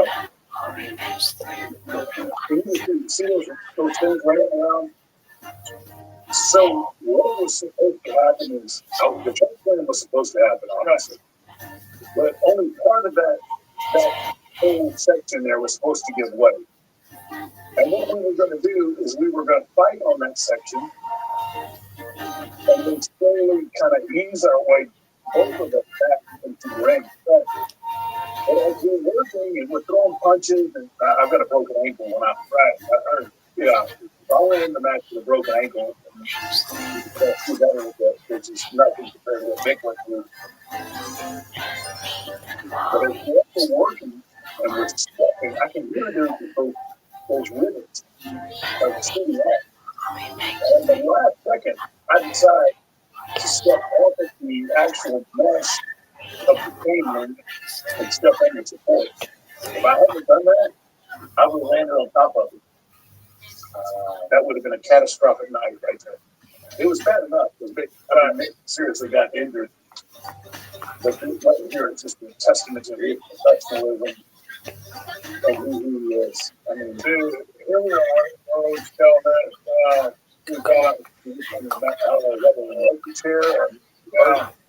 About dozen times, water comes and we'll watch the damage. And that's nothing back to us based on the pelvic curl. The special thing is rolling to continue the damage and the shooting of it, along with the devastation. Shell most of you. I went back. Your elbow, there's attacks. Oh, yeah, they're everywhere. They're right there, everywhere. They're, they're in my arm. Oh, they're in my arm. Yeah. Oh, that's his tooth. Yeah, stuck in his nose. And again, continuing to pick up. Every time you pick up. Oh, I love Nick.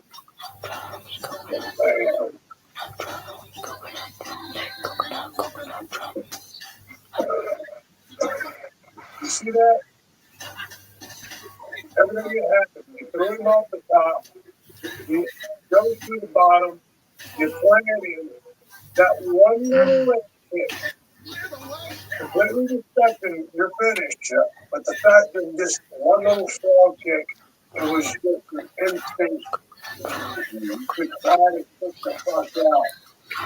But then, and I love that about his character, and it shows so much about his character when he's come back off the journey. Okay, here's the picture. You're up there, and when you were standing there, looking at the desk, standing there looking down, when you're in an arena on 20,000 people, I've been there, but I haven't been in that situation. I am standing still, and you're wondering if the guy you're working with is okay. So everything that's going through your mind right here, right now, back then. At this point right now, all I'm looking for is to make the move. That's even in the moment, even with everything going on, all I want to do is see Nick move. To make sure that he's not IOI. Because the vantage point that I had, it looked like he laid it right on his head. And I didn't know. I didn't know what shape he was going to be in. So that's all I'm studying. Whatever part of Nick that I can see, I'm just looking for some part of Nick to move. Because I know It was not supposed to go down like that. Not only did he go through and land almost on his neck, the chair comes through, cracks him in the face. That was a really scary moment. I'm thinking in my head, move your arm, do something, so that I know, that you're not something that But it is weird when you're up there and you're standing in an arena and first on the desk, then that, it's a great shot. But it's like you're in character, but you're in human being mode as well. It's like, as you said, show me a sign that you're okay. Yeah. It's like, and the show must go on, and you're making a decision based on what he's doing to move accordingly. Yeah. It's a weird place to be. It is really a weird place because I think I'm staying. My mindset at this point, I'm staying up there. I'm staying up there, and then they're going to get him out. That's going to be the end of the night. Then I see him moving around, and then obviously I'm going to work my way back down into the ring. But I've never been so happy to see somebody move the body part. But like I said, it wasn't supposed to go down like that. That only gave way. I mean, it was like that. And when you look back at it, I mean, with respect to Nick, who we both love, but he had the right body type to absorb that fall, being somewhat padded. Had this been some lean ass jack dude who's all cold up, I think Mick had calloused his body up enough to take all those bumps. And he just happened to not quite land on his head. He almost landed perfect, if you can say that about a bump went so wrong. Yeah. Well, the biggest thing about Mick, and even setting this match up, Mick knew his gas. Right? So Shawn Michaels and Undertaker had already set the bar, right, for a Hell in a Cell match. Now Mick knows he's not going to have that kind of match. Yeah. But he's actually such a professional. He's okay, what am I going to do to make this match as good, as memorable as the first one? Yeah. Mick's a very smart guy, and he understands what he brings to the game. He's not a fan. Hello again, Charlotte. And because they were different, back again. One better than the other. No. To put a button on this, and I've got all of this match, and we failed miserably. Well, okay, we worked our asses off, but when you try to follow something like this, it is impossible. No, I mean, you can't. No, it is. I mean, it's not your guy's fault. When you have it's all farts tonight. No point, Charlotte. What are you supposed to do? I remember pieces of that match as it was happening, and I was like, dude, man,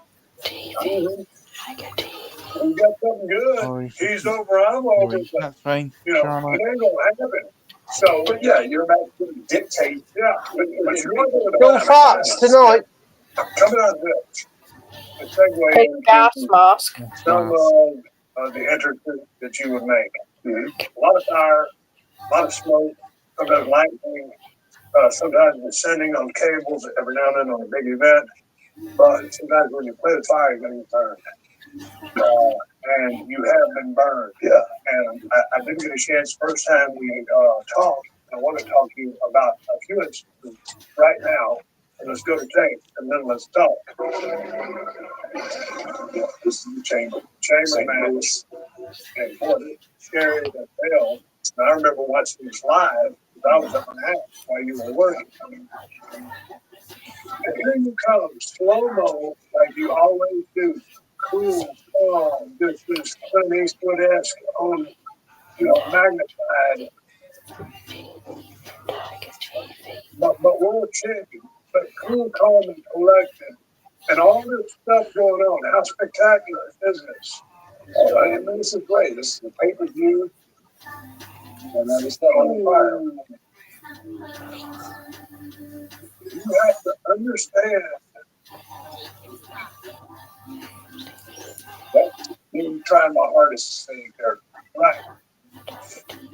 To me, as I was watching this live, I'm thinking, oh my God, he's about to kill somebody. I mean, personally, he could be killed. Right. And I'm thinking, well, it's okay. But I'm thinking, boy, when I see you there, I see pain, I see adrenaline, And I just rage. Yeah, absolutely. You nailed it all on the head. I am, the adrenaline needle is peaked right here. I'm beside myself. I'm looking down at my chest because my chest is just bubbling up right now. Flesh is just rolling. Look at me. I'm pouring water on me to try and cool. Look, did you get water? They knew you went up. Did you say, hey, man, I need some water? What'd you do? Yeah, they can get underneath. There's by the sleeve. That's leather. Sleeve. That's leather. But look how short that is. Yeah. That's a full sleeve, and that's what happened to it. So what are you thinking? It happened. You get out of it. You're trying to maintain your own pay-per-view. And you're going tough motherfucker. So what's up? So I'm trying to keep my emotions because there's a backstory, and I'll get to the backstory. I know that I've got to sit in that pod for 20 minutes. And then I've got to work another 20 minutes once I get in. And I'm trying to assess physically with the burn. Because every time you know that smell of hair and flesh. And that's all I can smell, right? They're feeding me water. There's a ring crew guy underneath my pod feeding me bottles of water. And I'm on fire. I'm burning. So I'm pouring it on there to try and ease that kind of pain. And every time I look down, like my skin is bubbling up more and more. I'm trying my hardest to keep focused, but I'm also thinking in my head, I'm about to kill the tire guy. And the reason that I say that, like, I'm pretty forgiving and I'm pretty understanding of things, and I know that things just happen sometimes, just like me, going through hell. But a couple of weeks prior, I had a conversation with the pilot guy. And I tell him, look, the pyro bursts are too close. I'm starting to feel it, and you know me, I know sell everything, right? The pyro bursts are too close to back them out. And I get, well, I think it was because of the draft in this building. Okay, I'm just telling you, they're pretty close. And I want to be Undertaker. I want to be motionless. And I want to do my entrance the way it was supposed to be. So here's what happened that night. I'm world champion.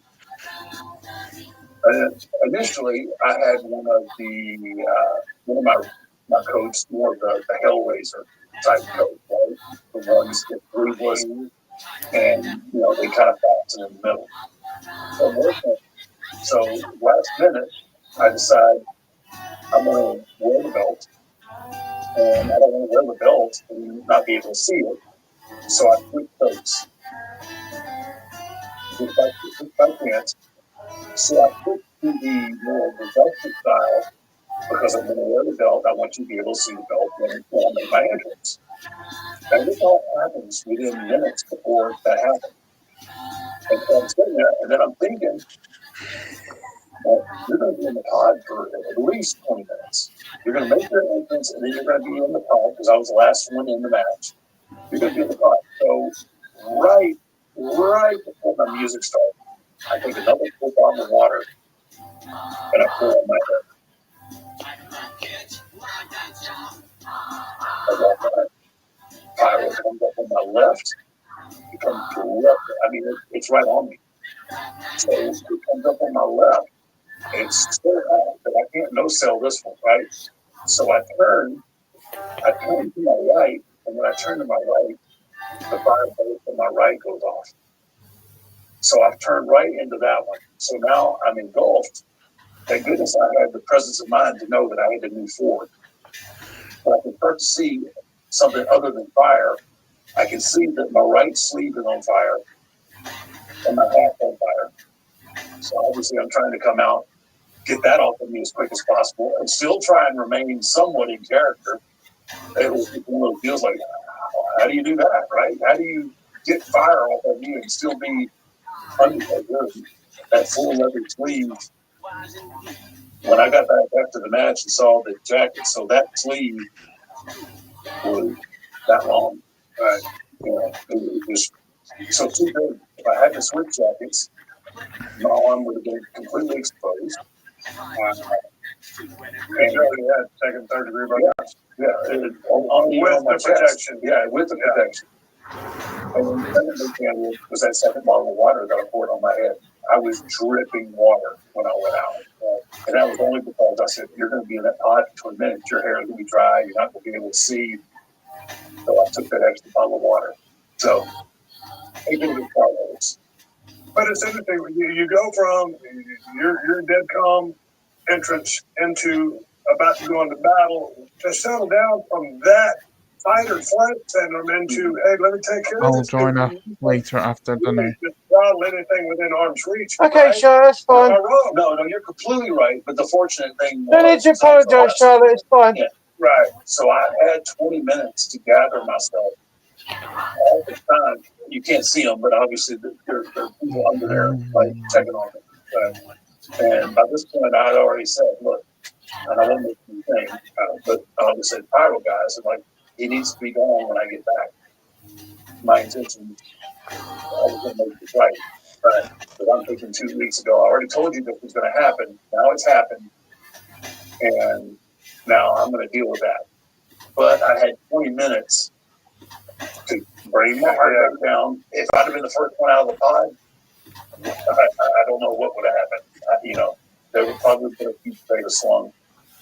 Looking back over to your start and then coming through Dallas, ending up in, WWE, we didn't really cover Paul Bearer in our first conversation. But an instrumental part of your career, your memories you thought of Paul Bearer. So this is the night that I took the world title off of Hulk Hogan in Survivor Series 91. Those are the first pictures taken with me as world champion, my first world title. There's so much irony about Paul Bearer and I. So when I broke in Dallas, that's red, under the hood, I was already made my back when music, right? You just made your entrance. I was working Brody. Nervous as hell. I remember getting in the ring, making the entrance, making it in the ring, and then all of a sudden, the person bring it. What the heck? What's all this? I'm your manager tonight, kid. Like, we walked down together. He was a few minutes behind me. And I'm not sure quite why they decided to put Percy with me, but I don't know if they were trying to make me more important for Brody. But he was my manager, and obviously Brody just kicked the living shit out of me, which I appreciate so much. You're lucky enough to take an ass whooping from Brody. I never got a chance to have that honor, right? Yeah, right. That's one of my proudest moments. It was like taking an ass kicking from Brody, and then Harley asking me to be his tag partner in the Japan tournament. I mean, those are two of the things that, if you're not in this business, I guess people really don't understand the importance of that. Paul was my manager, and after that, I was in world class for all of 3 weeks before I left. Before they didn't have anything else for me. I think I went to South Africa, and then it comes around full circle. I believe Rick Rude had told Vince about Percy Pringle, and through the course of his interview, as Vince always asks, in your interview or when you talk with him, well, you got any hidden talents or anything in your past that of course, Paul Bear said, well, I've got a degree in mortuary science. And the whole room just erupts laughing, right? Because they're looking for a manager for me. Yeah. But Bruce originally walked out with me, but Bruce at that time was booking TVs with Vince and that, right? So he couldn't make the towns with me. So they needed a manager for me. So they bring in Paul Bear, not knowing that he has a degree in mortuary science. And then they ask him, yeah, I'm a mortician. They just pop, right? Are you talking? It was meant to be. I mean, if everything was ever meant to be, Paul Bear was meant to be my manager. He came in and he was so instrumental because he had so much, obviously, because he had a degree in mortuary science, he gave me so much insight into death and burials and all that stuff like that I wouldn't have known. Right. So he gave me so much insight into all that, and our promo that he was so here, and mine was like, the way we talked and we delivered, it was such a contrast that people were just mesmerized, and he was appreciative of the Undertaker's development for sure. I think we have some footage This is a clip from the Mortician documentary from the 30 Days with the Dead Man. This year, stay unaffected. Here's Shirley on camera. Paul Bear, Captain the Ever-Changing Journey. I love Paul. But behind the scenes, it was clear that Bill Moody was still just a kid living out a dream. He was always up for a rib, wasn't he? Man. And would love to sit back, watch, and then instigate. If you thought Paul was evil on camera, he was something else behind it. He was a prankster. I remember that. Watch. Playing a rib on somebody was one of his favorite things to do. Cabinets, doors.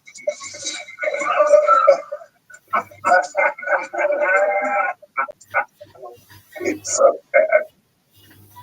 Man, I'll never forget Paul Bear, as I knew him back in Dallas First Spring. I changed work doing with him, but obviously very instrumental in your career, and a guy we both love. Absolutely, he's awesome. He's one of the guys, and from what he did from that standpoint, but just as far as being one of the boys, one of the guys that dropped knowledge, was wrestling, and was in 100%. Oh, absolutely love this business. Absolutely. You know, you got people that are in the business, and you got people that love the business, and he loved every aspect of the business. And, you know, obviously, you know, with comes the business, come the ribs and everything else. Yeah. And there was Paul. That's how you knew whether he liked you or not. No, if he didn't rib you, you know, you didn't resonate with him. You didn't resonate with him. You didn't matter to him. But if he ribbed you, he gave you grief. That means that, you know, you were in with him. And Lord knows he ripped the hell out of me. Hey, let's get into the last ride because I got a chance to watch all of it in its totality and to know you for as long as I have and travel down different roads. And for you to be so, keep everything on the DL, right? 30 years. How was that for you? Was it cathartic? Was it a relief? Do you sometimes look back and say, hey, I wish I wouldn't have? I loved it, and I thought it gave the fans a lot of insight. Yeah. Weigh in on that and tell me what you think, because I loved it. Obviously, I'm very proud of the last ride, the doc. It kind of started with me wanting footage, because I thought at the end, you know, that match with Roman, I thought that was going to be it, right? I mean, my body was shot, my hip was gone. It basically started with me wanting, because I've never done it through my whole career. I just wanted to kind of chronicle some of the interactions with talent, right? Backstage and this and that. You know, then it kind of stretched out because I wasn't satisfied after the match with Roman. I felt like I can't leave like this. This is not me. I can do better. You know, so I put myself out there, and I wasn't typically ready to be out there. And I didn't want people to remember me that way. So then it kind of took on this life of its own, and it stretched out for over 3 years. I wouldn't say so much cathartic, but I think it's very insightful. And you get a little bit of what I'm thinking and my process and what all this means to me, which I don't think I've ever really given people access to. They just see this mythical character and that's it. But to actually, you know, understand how I'm feeling and why I feel and why I go out at this point in my career and what I'm trying to achieve, I thought it was all really captured so well within the documentary. But maybe within the process, when you have someone shadowing you, and through times it can be so challenging and so demanding on you, physically and mentally, and a mutual friend who did it. So, was it intrusive? Because sometimes when you're doing what we do, you just don't want anybody around. But it was your idea to bring the cameras in. Right. It's not an easy process, and you want it documented, but sometimes, you know, you just don't want to be effed with, and you want to be alone. But this is of your own volition. Right, and that's something that I had to work through. There were instances where I'd already decided, okay, I want you guys following me around. I want you guys filming. But there was also those times that you get there and you're at work and you're in the moment and there's a camera over your shoulder. And I'm like, Something you guys do it. Ask us to film. I'm like, yeah, okay, you're right. Yeah, my bad. I did. I'm the one that asked you to do this, but because my mindset was protect, protect, protect, it took a while to let that guard down enough to let them see something other than the Undertaker. And it was a process, but once I kind of become comfortable with that, then I think we really got into what it means and what it took for me for the last few years to present the Undertaker to our audience. And I guess I never want anybody to feel sorry for us. I look at things that we have and had the greatest job ever, right? I mean, and there's nothing that I would change. Regardless of how I wake up, how I feel when I wake up, I wouldn't change anything. But I think in one aspect, I want people to understand what it takes for us to do what we do. So that's why I gave access to me taking the shots and everything that I had to do just to go out and have a bad match at WrestleMania. Yeah, it's well chronicled. I shouldn't have been in the ring against Roman. I had no business being in the ring, but I give my word that I was going to be there. And I did the Rumble, and when I was at the Rumble, I knew that I had no business being in the ring that year. I was just physically beat up. I took the shot, but it became important to me. I wasn't looking for an excuse, but I want people to understand how much this means to people like you and I. That it's not just a job we do; it's a passion, and I just love it. And I want people to understand what it is that we do and why we do it. You mentioned you wanted to write the ending to your own story, and through the documentary Last Ride, the Boneyard match with AJ Styles, were you able to do that? And how hard was it for you to, in talking about writing the end of the story for the Undertaker, dealing with Vince McMahon, who is the consummate promoter, who wants always to keep going? Right. I asked you 10 questions just now. Talk through those and talk to me how it went. So, yeah, obviously, we're filming all this. Really, no one knows at which point I'm just going to call it. You know, no one knew when I was just going to say, okay, this is it. And I didn't know myself. COVID happens, you know, but before that happens, I'm training to have this final farewell match with who I consider probably the best in the business right now. We're closest to Shawn Michaels that there's out there. Only guy basically on the roster left that I feel like I can work with and have a match. I was training hard. I was well at a pace from where I was at normally. But everything was geared towards having a match in the ring. And having that match and then walking away. That was my goal from the beginning when I decided to have the match that year. Obviously, COVID hits, things change, and then the storyline itself changes, where he attacks, he attacks me personally, he attacks my wife, which was great. Great in the right way. It was great in the right way because it allowed me to bring everything, I think, full circle. At this point, all the other WrestleMania matches are happening in an empty warehouse. Somebody comes up with a theory of the Boneyard match.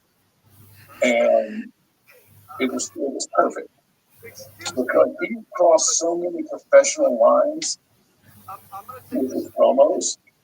Yes, it put me in a position like I can't be Undertaker. How do I stay straight Undertaker after you've crossed that professional line? You've brought my wife into this, my personal life.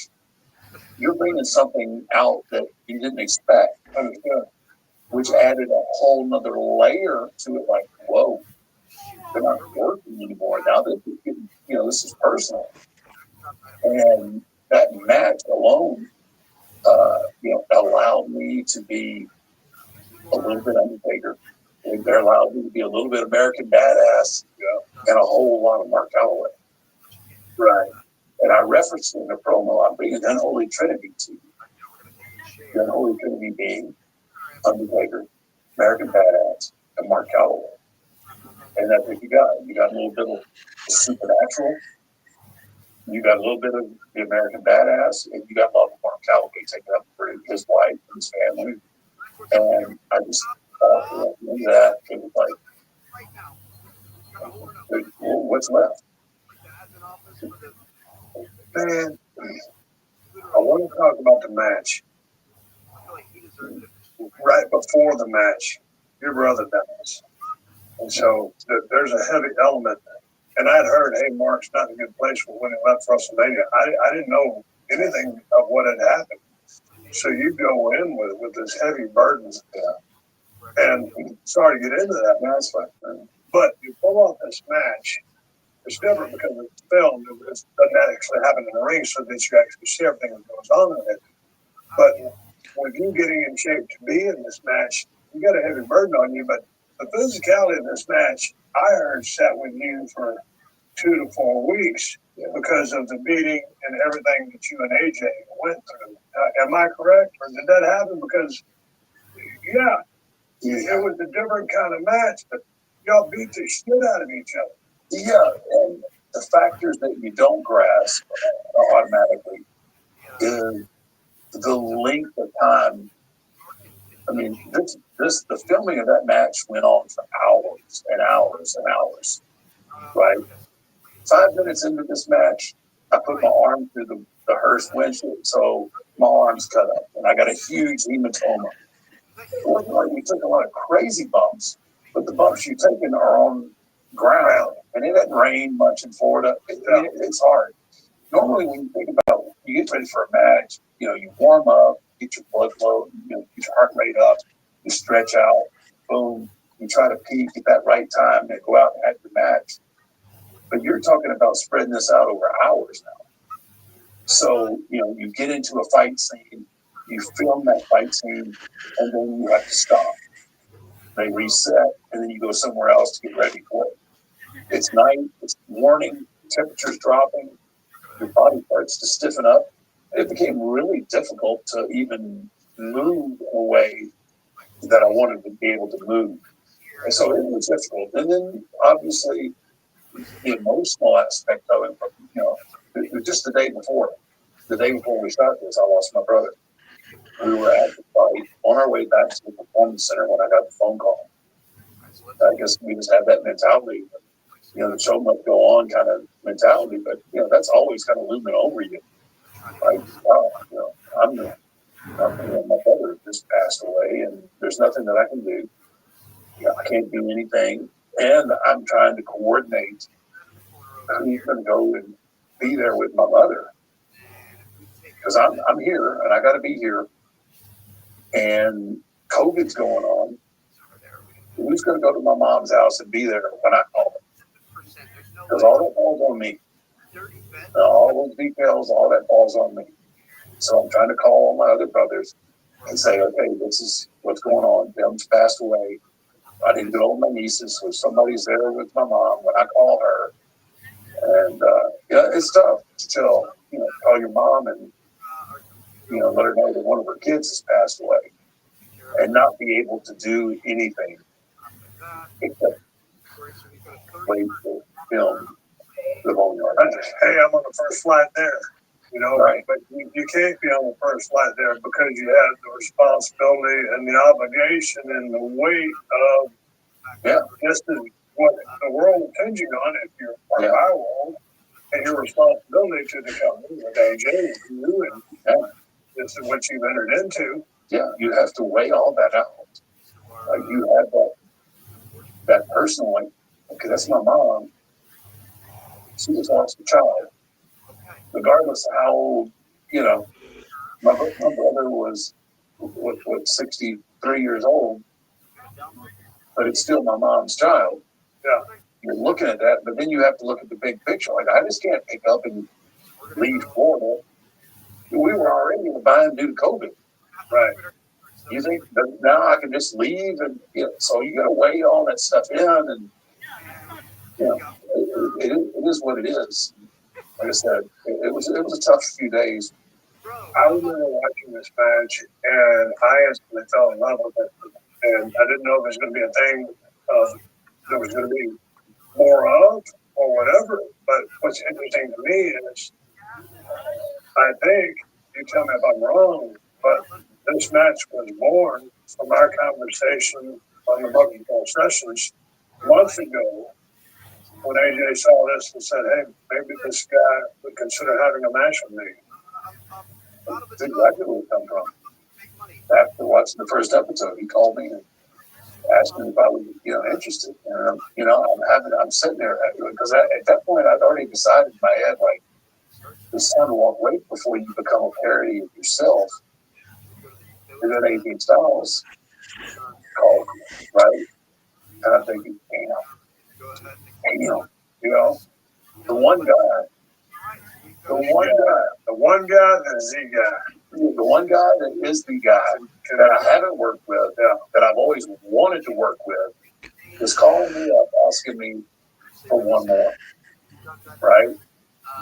And I'm like, oh man, and it took me a while, and finally I was just like, look, I have to do this. Like, and initially it wasn't this. Initially it was me saying yes to a match in a ring in Baby Dave Stadium in Tampa. That's what I was training for. That's what the original thing was going to be. Obviously, the COVID happens, and then the Boneyard match comes. What you were training for, mainly from the live crowd, and what we trained for, probably you being in U mode, anywhere from 25 to a 30-minute match, ending up in a Boneyard match. Do you feel like, in retrospect, the Boneyard match was meant to be, and maybe that was the way to go out? Speculation. I'm asking you. Yeah, no. It's tough to say because the Boneyard match came off so well. Correct. But I do know physically, compared to years prior, I was ahead of schedule. I was so far ahead of schedule with my training. I felt good. My weight was where I wanted it to be. My cardio was where I wanted it to be. So far ahead of schedule, like I was excited to be able to have that match, and I thought it was going to be that match in the end. It didn't happen. Everything got shut down. I ended up spending like 3 or 4 weeks in Florida due to the travel restrictions. Right. And then they shut down the performance center other than the TV tapings. So I couldn't train. So everything kind of, fell off the cliff. I was not nearly in as good shape as I was 3 weeks prior. So it was tough. I mean, I'm very proud. Like, we did something special and something innovative, and it'll have its place in history. But I mean, you never know what could have been in the traditional sense of a wrestling match. In the traditional sense of a wrestling match, but the situation being what it was, you guys don't go to the squared circle, do the Boneyard match. Executed and storytelling wise, just phenomenal. So now, after watching the last ride, you say at the end, the Cowboy is finally rode off into the sunset, and the troubadours have come for you and me. Yeah. How are you where you were at now? Has the Cowboy finally rode off into the sunset, and are you good with that? I'm only good with it in this sense. Because I know that physically I can't do it at the level that I want to do it at. And I've come to peace with that. If it was up to me, I would do this forever. Yeah. But that's just not the way it works. Your physical skills, the trauma, and the injuries, and everything takes its toll. So there's this point where you got to call it a day. And that's what I did. It doesn't mean that I don't want to do it, but it does mean that I've come to a place in my life where I know that I can't do it at the level that people expect me to do it at, and I can't go out and half-ass it. I can't use the equity that I've built up over 30 years to mask the fact that I can't go out and have that match. And there's a lot of people saying, well, man, all you got to do is make your entrance and go out and choke slam somebody, tombstone. Yeah, I could probably last another 3-4 years doing that. That ain't me. And that's not, I have more respect for what we do and more respect for the guys that are trying to come up and the guys that are busting their ass to not keep everything that way. So then y'all retired. If you got called back by the old man making an appearance, or anybody making an appearance, but in the ring, retired. In my mind, yeah, I'm good. I'm good with that. But, you know, the old man, you never say never. But I am, for the first time in my life, I'm at a place where I can say, I don't need it. I don't have to be there. And I can be okay. And this is the first time in my life that I've ever been there. You feel good with that? I'm good with that. Yeah. I'm glad you said that. Yeah. I just, you know, do I have the passion to do it? Absolutely. Do I have the tools to do it? I don't have the tools to do it anymore. And to be at peace with that is a whole other mindset. Yeah, and I'm at peace with that. By the time this airs, WWE will have celebrated the final farewell at Survivor Series. Your thoughts on the opportunity to say goodbye? It's going to be tough. It'll be tough for me to actually say it out loud. Although I guess I made a complete peace, but when I say it to my fan base and all that, it's going to be difficult to do. But at the end of the day, it is what it is, and I'm okay with it. I had a run that not many people are blessed with having, and I'm good with that. And I understand there's a lot more in my life that is new to be explored and new things to do. So I'm good with it. Okay. Well, on that note, the final question, and maybe you partially answered it there. Looking back over the totality of your career, everything that you contributed, everything that you achieved, everything that you learned, and everything that everybody enjoyed, what is your legacy, and are you satisfied? Yeah, I'm definitely satisfied. Glad to hear you say that. Yeah, I'm definitely satisfied, and I think that I can walk away from this business knowing that I did things the right way, that I never had to stab anybody in the back. I think that I have the respect of my peers, and that's the biggest thing with me, having the respect of my peers and knowing that whatever the situation, it was always whatever was best for business. You know, whether I have a personal beef with you, whatever, I can lay it aside and do whatever was best for business. And as far as my fans, the only thing that I can hope is they understand how much it meant to me to be the Undertaker for them. There were many nights where my body said no, but I hear that gong and I hear that ovation, and for those next 15, 20 minutes or however long it was, I could get through it. It was due to their loyalty and their appreciation of what I did, and I never took that for granted. I always appreciated the support that I got from the WWE universe. I never called it in. Business was always first, and regardless of my nightlife or whatever thing I had going on, at the end of the day, it was always about business, and I enjoyed the business that I was in. Man, I said the first time we talked, I've known you for a long time, but I don't know you too well.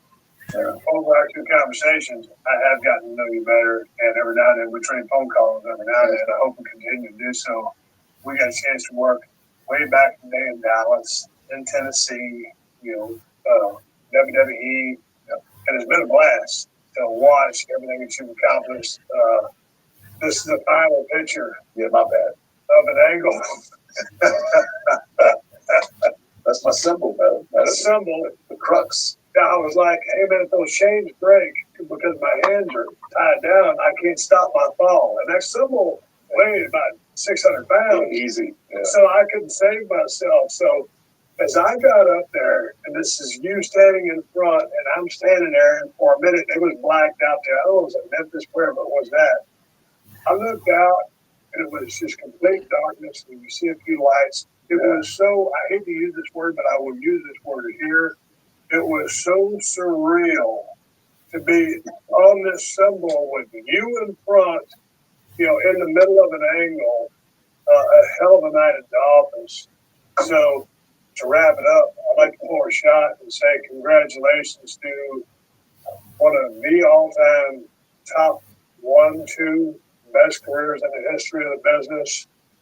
The longevity, the accolades, the achievements, the character, the work. Well, I appreciate that, man. And if I'm not mistaken, I think about a month later, you whipped the shit out of me for putting you up there. So I had to get my comeback. I had to get yours in, right? Hey, man, this is Broken Skull Sessions, and this was the Phenom. This is the Undertaker, and this is Texas Rattlesnake Stone Cold Steve Austin. Two guys from Texas who actually love the business, and we dug it 100%. And I always figured maybe I'd outlast you, and you outlasted me by 20 freaking years. You're smarter than me, brother. Nothing but respect. This is Broken Skull Sessions, the Phenom, Stone Cold, one more round. And here it is. Cheers, brother. Cheers, brother. Congrats. Thank you.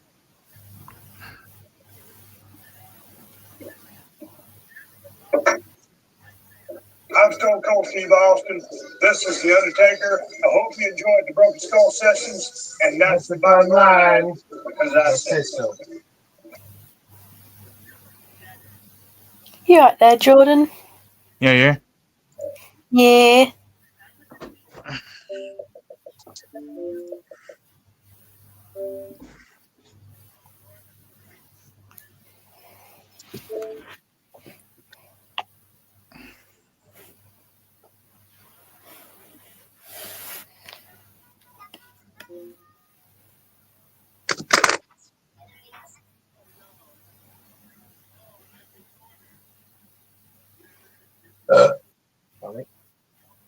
Excuse-moi. No, not interested. Yes. No, you can excuse yourself, not me.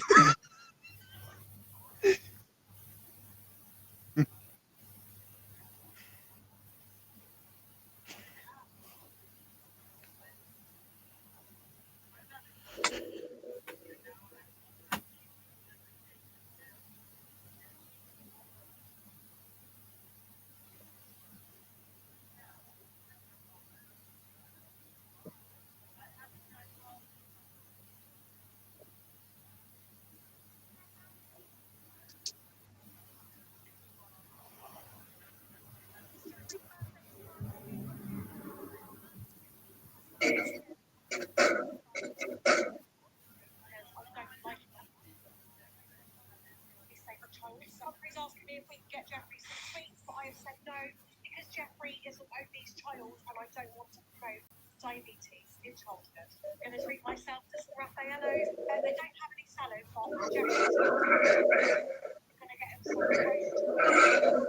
Not me. We've got this foods and we're going to put that in. So that's like £15. I've got a lot of cups in it. It's got like silver oil at top. Jeffrey absolutely loves that. Got him some splash catapults. Last thing we're going to get is this really cute box here on the spectrum. Thank you.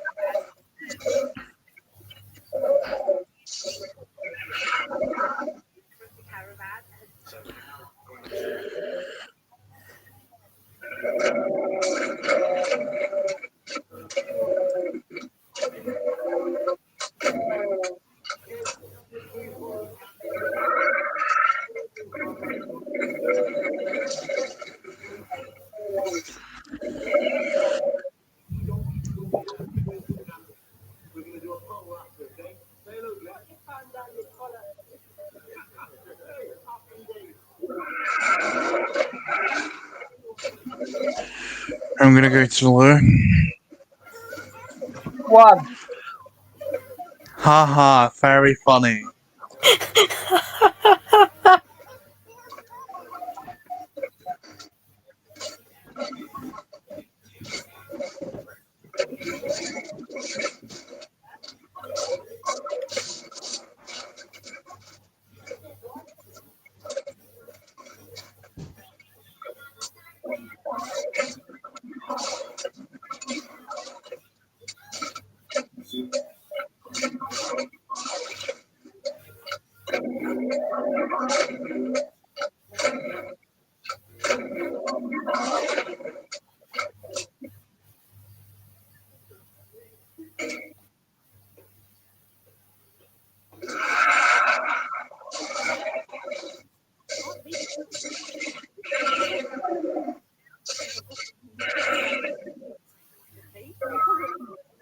A little bit more now, so I thought, why not every year from now on?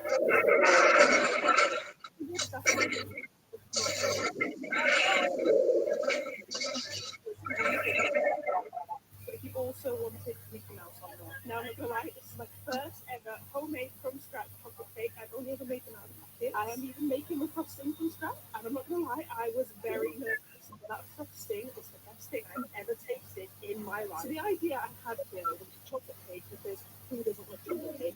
And then it being the whole like muddy puddle, and then the characters are jumping in muddy puddles. I feel like I got clickbaited a little bit. Make some bushes in the park.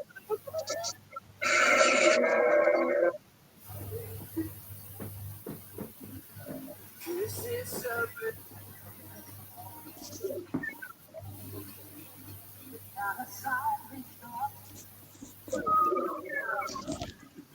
I'm back. Hey. Oi, you.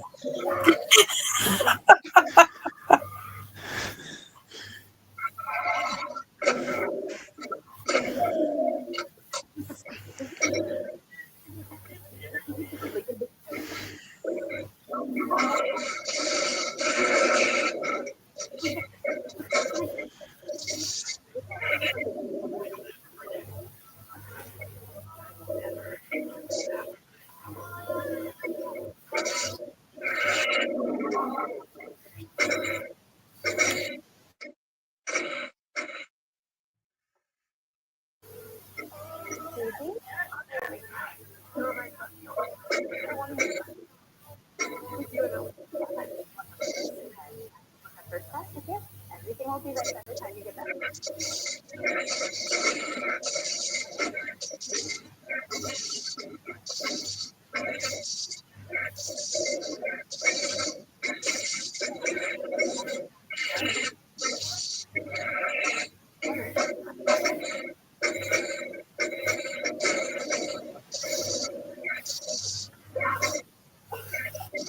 Oh, you sad.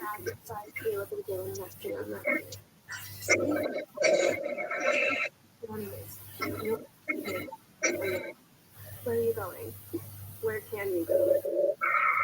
As long as I never see it fix it.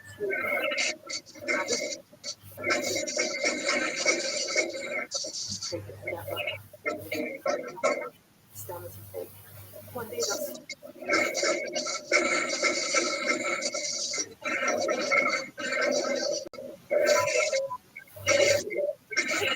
Whoa! You don't get to pretend to be the victim when you have everything I wanted. Oh.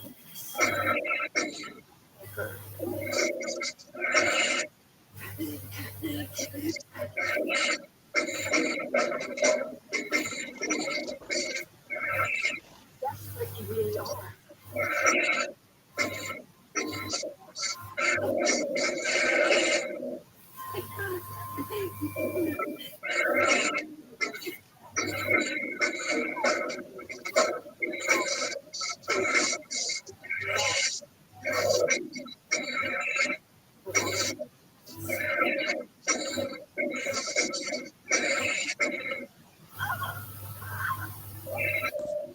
You've never really had a thought. They're mine.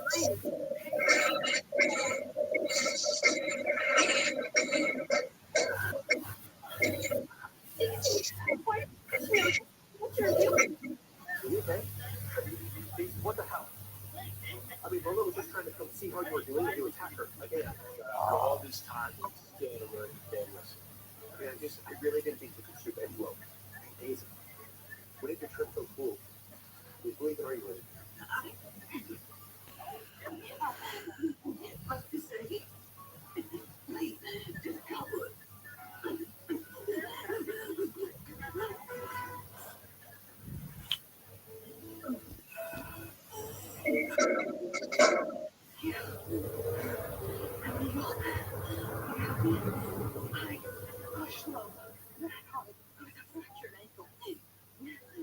And my tailor fell to the floor in broken pieces on his own. Oh, wait. I don't have asthma. Isn't that what you guys said? No, I was trying to tailor in 2 pieces. What's going on in here? If you three are not hurt or sick, then get out of my office and head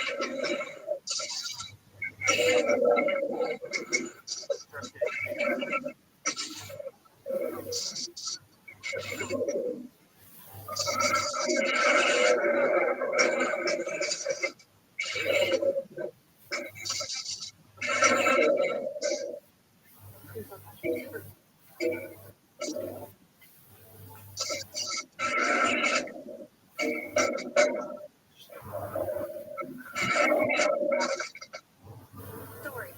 I'll go talk to her.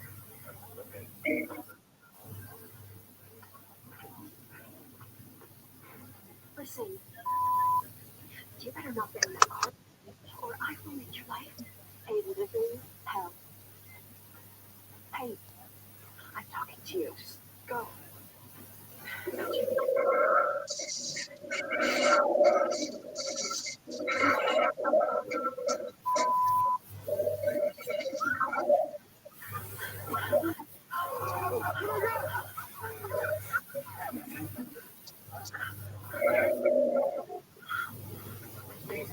When did you stop abusing Lola? Your sister's not a feeding a monster. It's okay, Caleb. I just fell by accident. Too sweet, Caleb. That's exactly what it's for. Just walking all over you.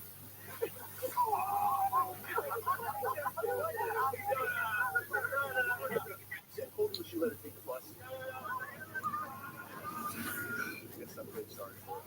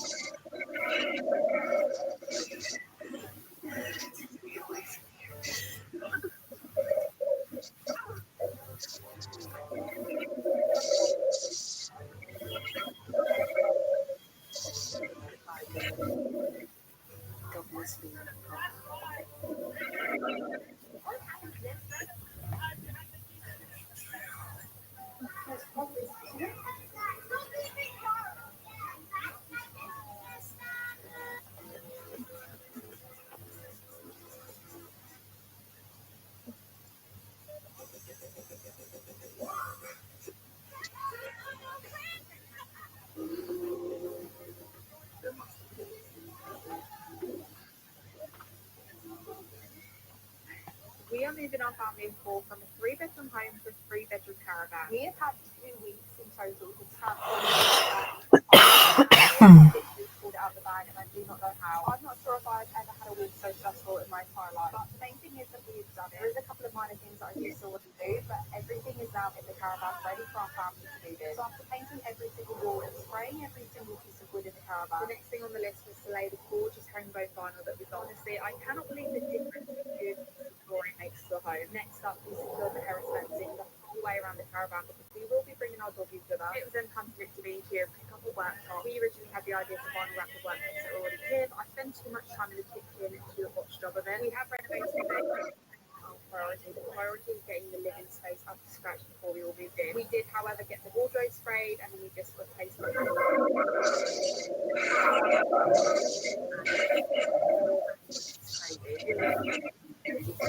just to make them look presentable and nice. Freddie then joined us again, and which,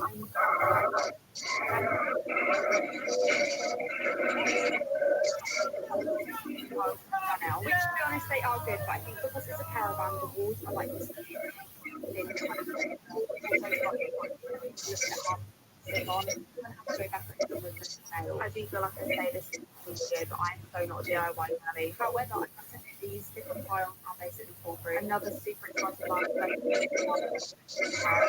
the expectations, but the one thing was I just wanted this place to feel like home, and I must admit it's exactly like home now that our furniture is going in. But yeah, a couple of bits I want to do in the bedroom. I do kind of want to update the bathroom as well, but it's not a priority. But I am just so happy with how it's turned out. I cannot believe that this was the same caravan 2 weeks ago. That's just every single person that helped us, because we would have never got this done in time. There is a couple of bits I'm waiting on, like a dining table, and obviously I'll film that when that arrives as well. But I'm just so ready to bring my babies and my dog in now. So for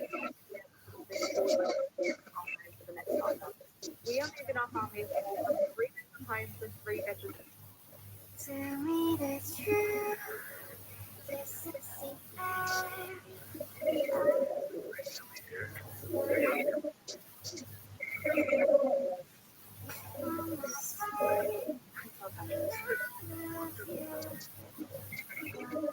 Rude much. Let's just go.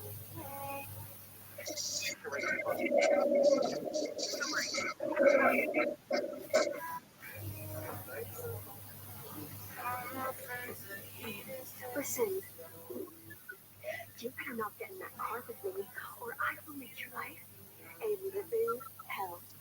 Hey, I'm talking to you. Go. Don't you think you're being pathetic?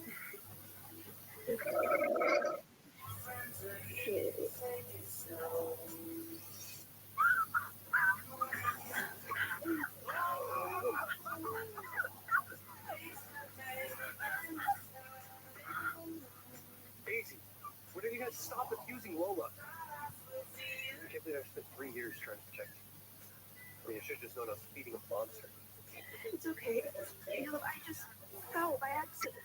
That's exactly what this bullet was walking all over you.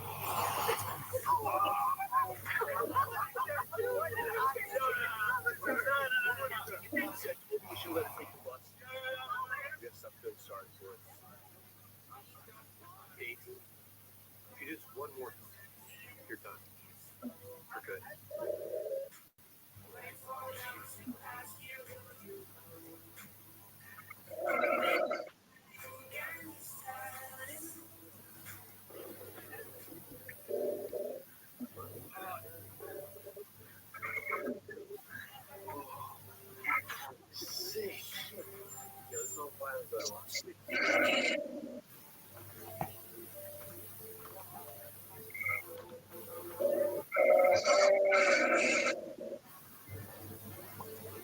What happened next? On Real Short. Tell me the truth.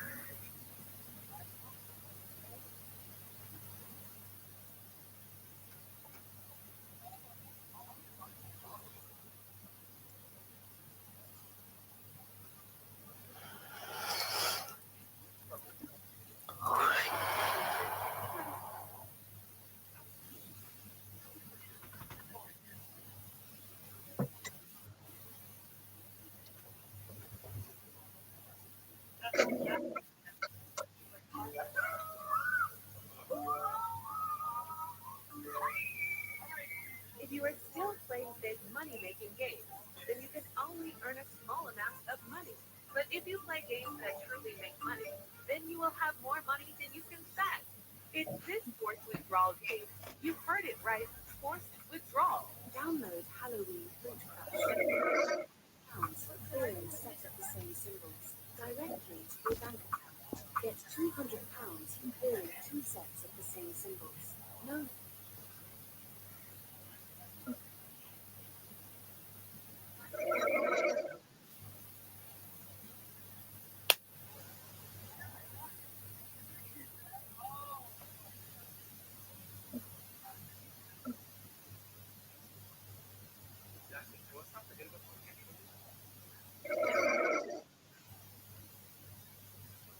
You have a choice. If you don't make money, uninstall it immediately. But it's really a pity to miss out. Now, I only need 2 hours a day. That can cover my daily living expenses. No ads, no withdrawal limits. It's just making money. Get one of them. Set of the same symbols. Directly to your bank account. £200 clearing 2 sets of the same symbols. No limit. The more you play, the more you earn. Play and earn money.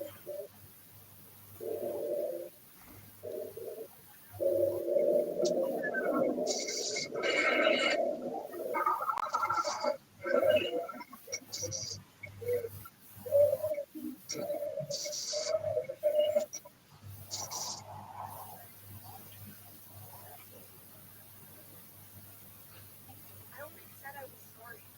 Why did you have to do what you could? What more do you want?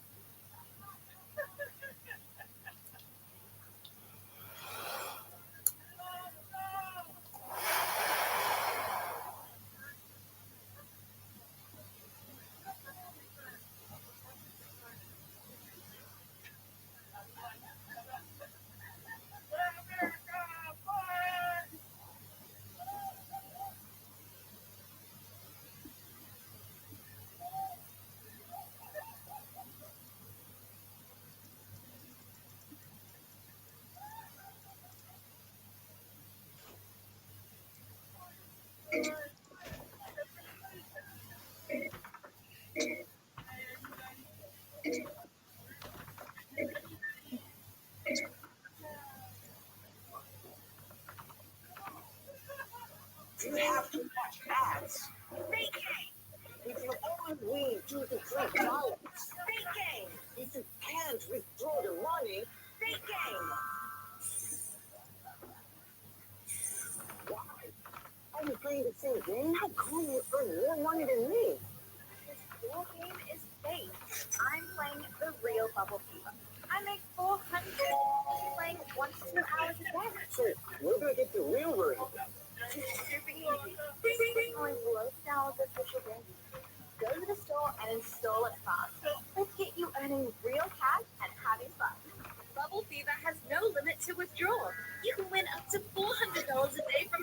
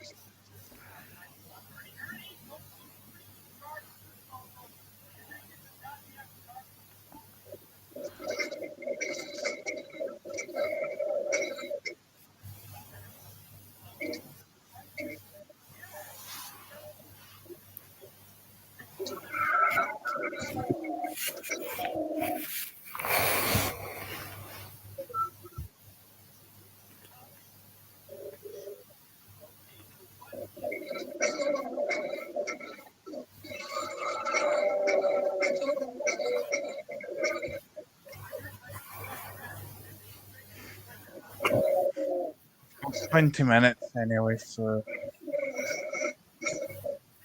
Yeah.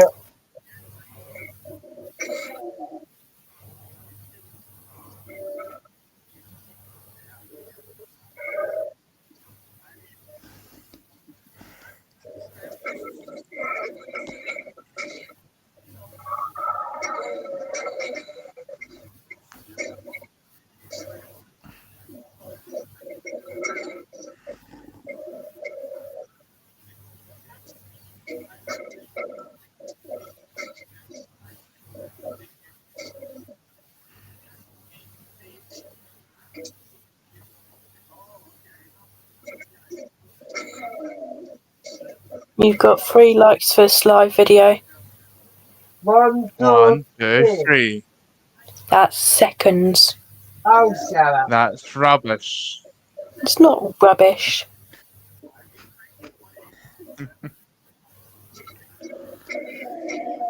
Babe, you're always full of rubbish. No.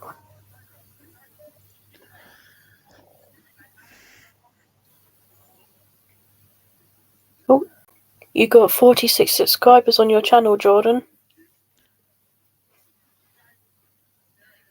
I know. 46. Still need. We've only got, what, 4 more to go. And then we've 1, 2, 3, 4. to try and get up to 100. That's seconds. That's seconds. Babe, you can shut up.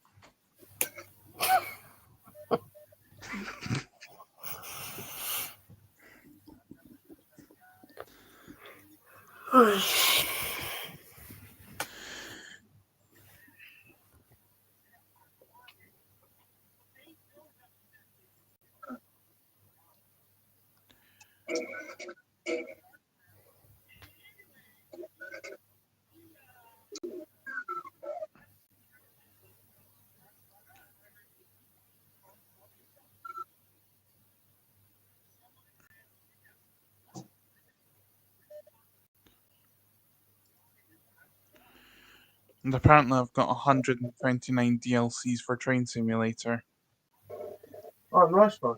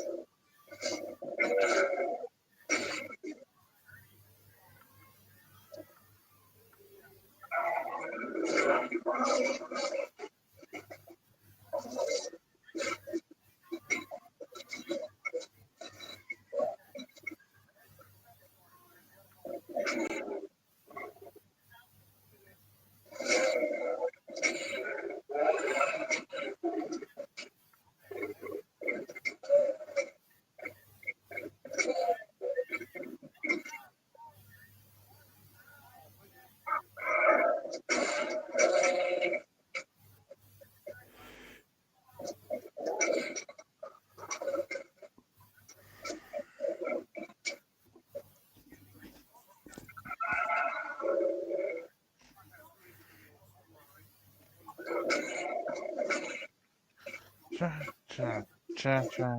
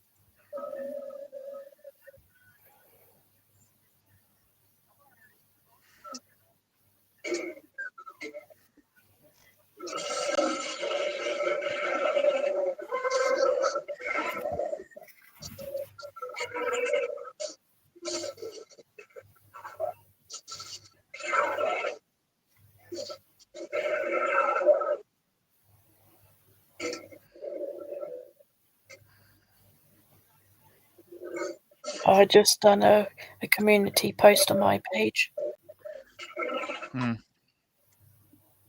Oh, okay, babe.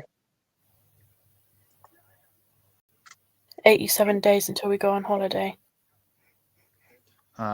1, 2, 3, 4, 5, 6, 7, 8, 9, 10, 87. That's cheating. Seconds.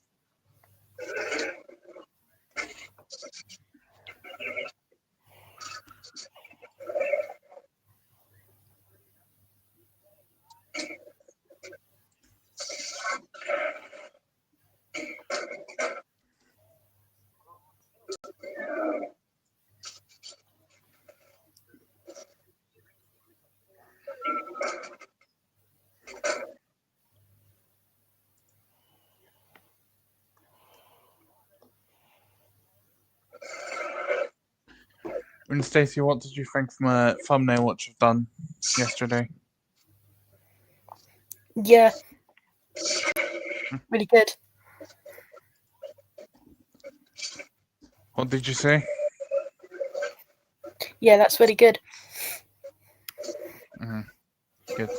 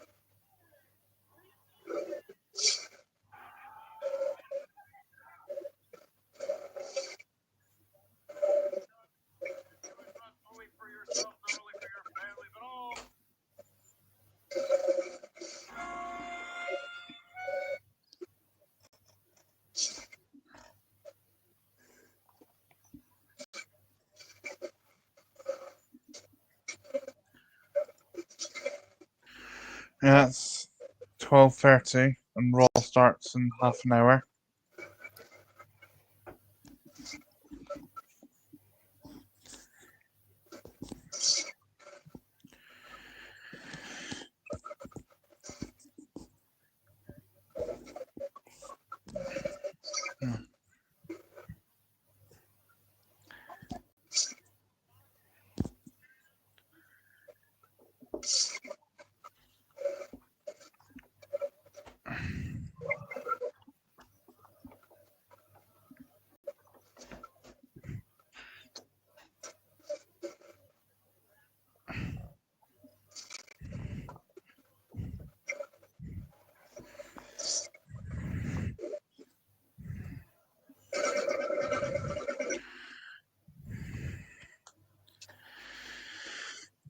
Junior, doesn't Raw start in half an hour? Hang on. I've just followed well, on Instagram, Finn Balor celebrating when we beat Man United. All right. Well, Finn Balor. Hang on. I thought he supported Liverpool. No, he's a Spurs fan. I don't like him. But I like Spurs, but I still think they're poison. No. Yeah. Right. I'm going to end the live stream here. You two and the one that's watching. Anyone else who watches back through. Hit the bell button, subscribe button. See all videos coming soon. Ding, Ding, done. Yay! Yay. Right, and I'll see you all later. Bye, Jordan. Bye, guys.